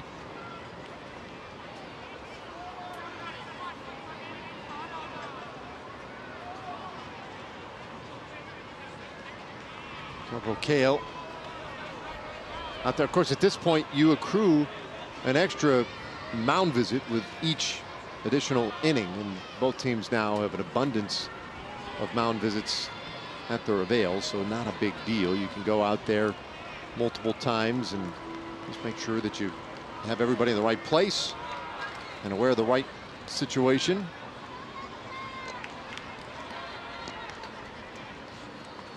Man in scoring position for Nelson Cruz. Mariners 2 for 10 with runners in scoring position tonight, but this is not the guy you want up there as a Rangers fan. Of course, you don't want the next guy either, Kyle Seager. You look at recent production, Nelson Cruz right there at the top of the list in the American League. 14 RBIs in the last 10 days. 2 more than Rougned Odor. He's had 7 home runs in the last 13 games. Takes a strike. It's 1-1.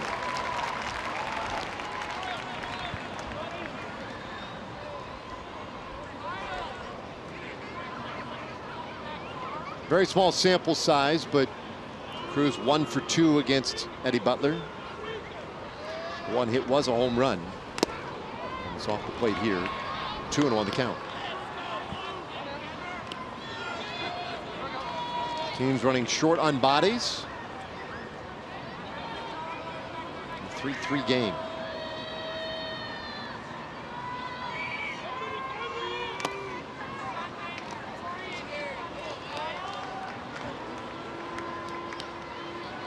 A dangerous count here. First base is open.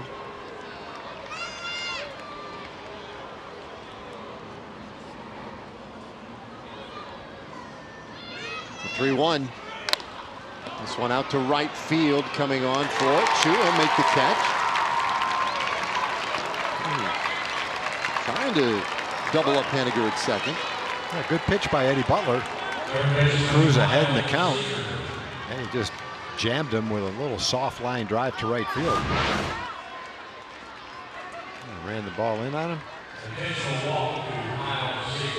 So now, big out of Cruz. Kyle Seager issued the intentional walk, so and we'll deal with Ryan Healy instead.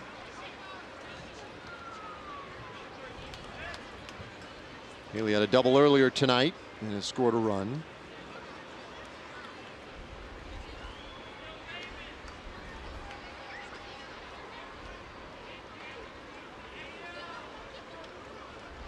Butler needs an out. Get the Rangers a shot in the bottom of the 12th inning.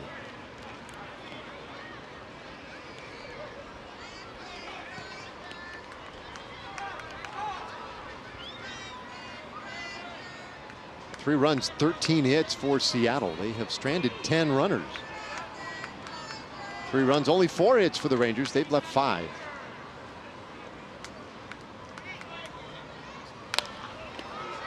It's 1-1.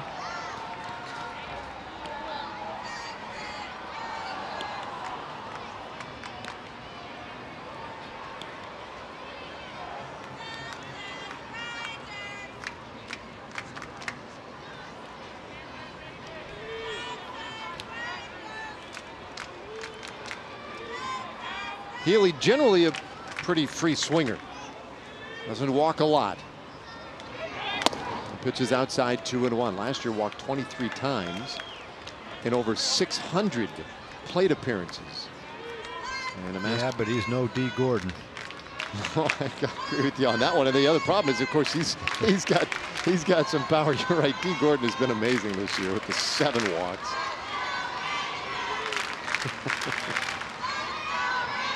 Here's a 2-1.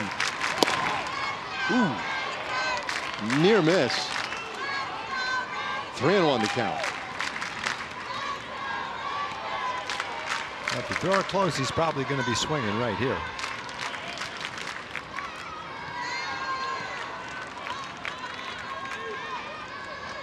He hits the ball off the barrel of the bat. The ball jumps. 25 home runs last year. Probably hit more than that this year. Ground ball, left side. That one through, base hit. Calhoun charging. Well, Haniger, throw to the plate is going to be late. Everybody's safe, and the Mariners lead by 1. So Healy on a 3-1 pitch shoots it into left field and gets the Mariners back in front. Well, he had a good count. Looking for a fastball, I'm sure. But he wants to throw him a strike. And he swung and made good contact. Just barely got it by Adrian into left field. It was a solid throw from left field by Willie Calhoun, but not in time. Haniger got a good jump off second base and scored easily. So the inning continues for Cameron Maben. Now, frustrating though that may be to give up the run and fall behind now, still really important for Butler. Make sure he doesn't let this one get away. This will be his 20th pitch of the inning. And it's in there for a strike, 1-1.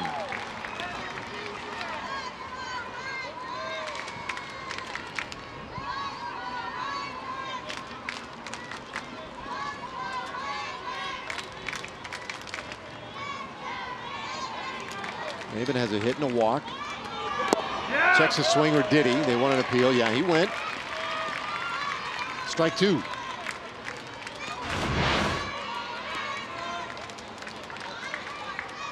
Close, but he went. Well, there was an error to start the inning, but that really doesn't come into play as Kiner Falefa threw out Segura stealing.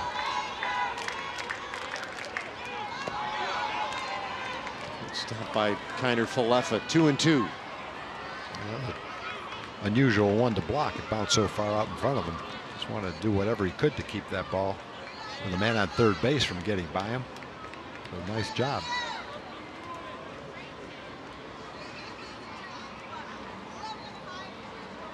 Well, he's done a terrific job working here in the 12th inning.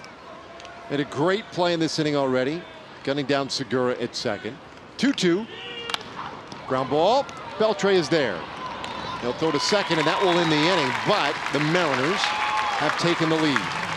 Ryan Healy with an RBI single makes it 4-3 Seattle. Last chance for the Rangers coming up.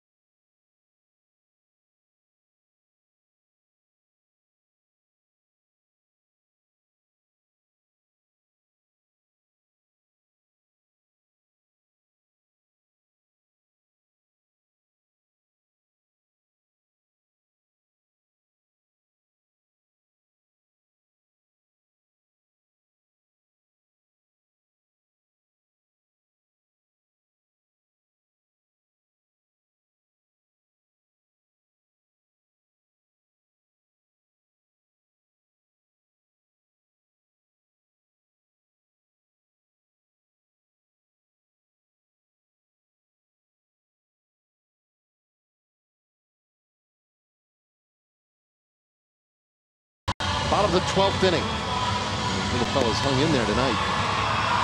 Edwin Diaz, the closer for the Seattle Mariners, 55th appearance, looking for his 42nd save.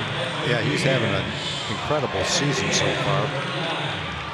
If he continues to pitch like this, and the Mariners somehow get to the postseason, he'll get an MVP vote or two. 89 strikeouts, most among American League relievers. Opposing hitters are hitting 147 against him. Struck out 44% of the batters he's faced. Leads the league in saves by 8, ahead of Kimbrel. 36 saves before the All-Star break.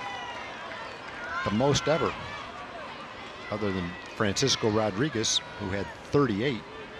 Well, it's been a spectacular season for him.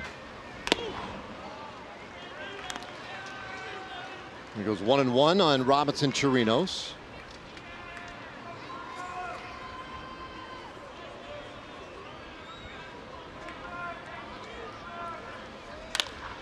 Hard ground ball, and that one off the glove of Segura. Chirinos is on to start the bottom of the 12th. That's a pretty good start against a pitcher with a 147 opponent's batting average. He features a 98-mile-an-hour fastball and a wipeout slider.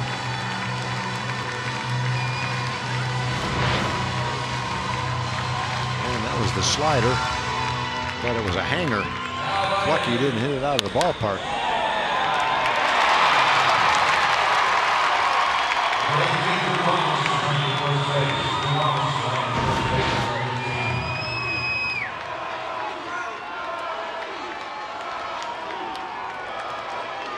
Drew Robinson pinch running for Chirinos. And now Gallo. Big swing on this.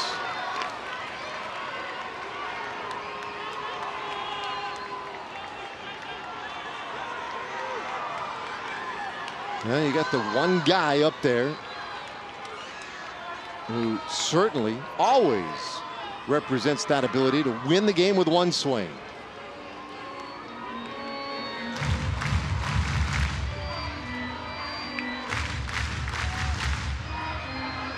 Gallo was at the plate in the 7th inning with the bases loaded and drew the walk. Hits this one in the air, left side, but foul. 0-2. When you think about what he has done here at home, 18 home runs in this ballpark. Only J.D. Martinez of the Boston Red Sox has hit more in his home ballpark this year in baseball. It's like Gallo's personal launching pad.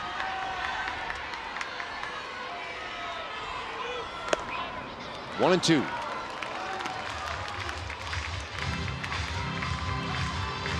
I'm not sure anybody's out at the popcorn wagon at the moment in right field. One of his favorite targets. The light may be off out there. That's kind of his alley right down there. I don't know if he can pull a fastball in that area. Could hit one out to center field though. 2 balls and 2 strikes. Could definitely pull a hanging slider that far though.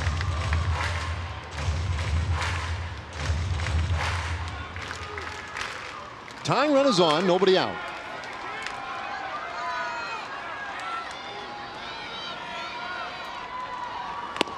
Ooh, strike 2 call. 1 away.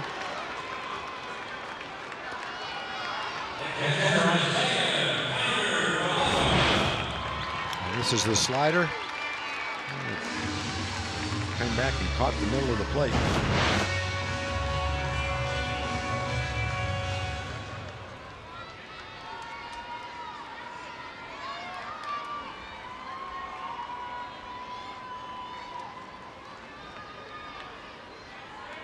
So it's up to Kiner Falefa for the moment.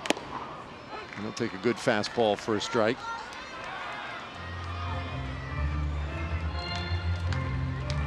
Well, we were in Seattle in late May, and the Mariners were off to a great start. You know, like 13 games over 500 already. There's a bouncing ball through the right side, base hit. And now the winning runs are on base. The tying run in scoring position. Big hit by Kiner Falefa. You know, in this game, you watch the guy that's had the best at bats against the 2 closers, really. have to count Colomé as a closer, even though he wasn't in a closing situation.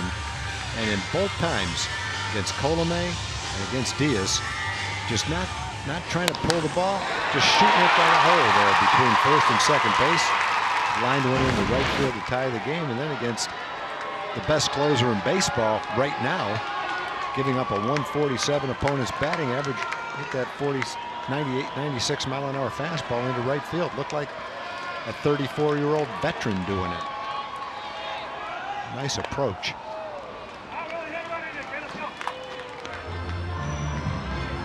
Willie Calhoun, 0 for 2 with a couple of pop-ups so far.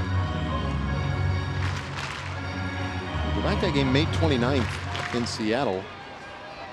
Rangers were down significantly, scored 4 runs in the 9th inning off Edwin Diaz. High pop-up, foul ground.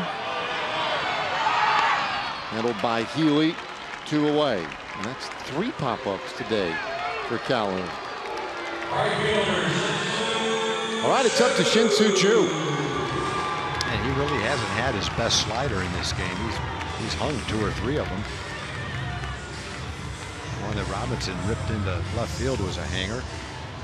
That one hung up there pretty good. Really had a good swing at it, just popped it up.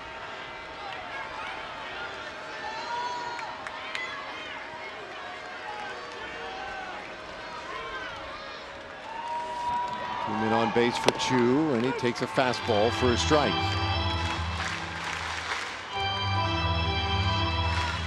Choo's 1 for 3 with a walk against Diaz. 7th reliever used tonight by Seattle. Choo sends this one down the left field line, but foul. 0-2.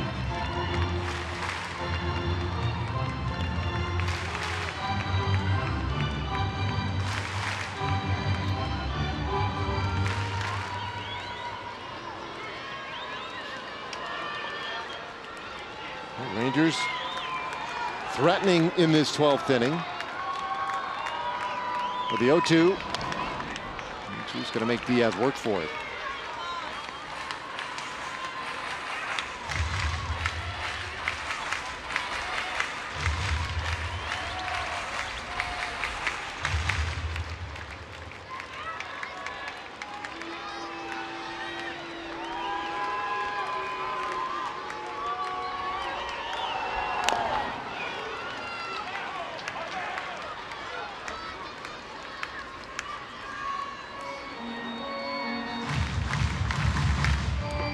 Choo, very much a veteran hitter, of course, a guy you love to have in this spot. The numbers lately have not been there for Choo after that great stretch he had, running out 52 consecutive games reaching base.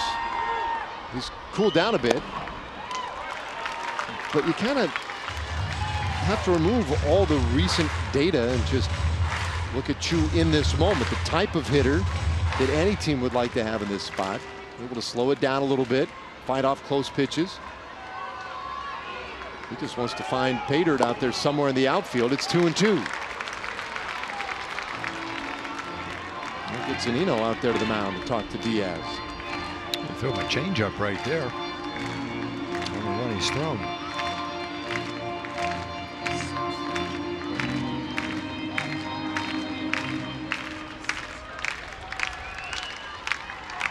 Robinson at second, the pinch runner. At first base, Kiner Falefa. And that one outside, ball 4. Ball 3 rather. Ball 4 would be real news. Well, not the best thing. The best thing is a base hit, but a walk right here gives Ruby a shot at him, and that would be a nice situation for the Rangers to be in. Base hit could win the game. 8th pitch of the at-bat. And a swing and a miss, strike 3. Choo strikes out swinging. This one is over. And Edwin Diaz, top stepper tonight, but he got it done for the Mariners. They win in extras 4-3. So great battle tonight. But the Rangers on the short side of this one. Dana Larson, Pudge Rodriguez, and Mark McLemore back in the studio ready to break this one down for you. A lot to talk about from this one. For Tom Grieve, Emily Jones, and our entire crew, I'm Dave Raymond, inviting you to stay with us. More Rangers coverage right after this.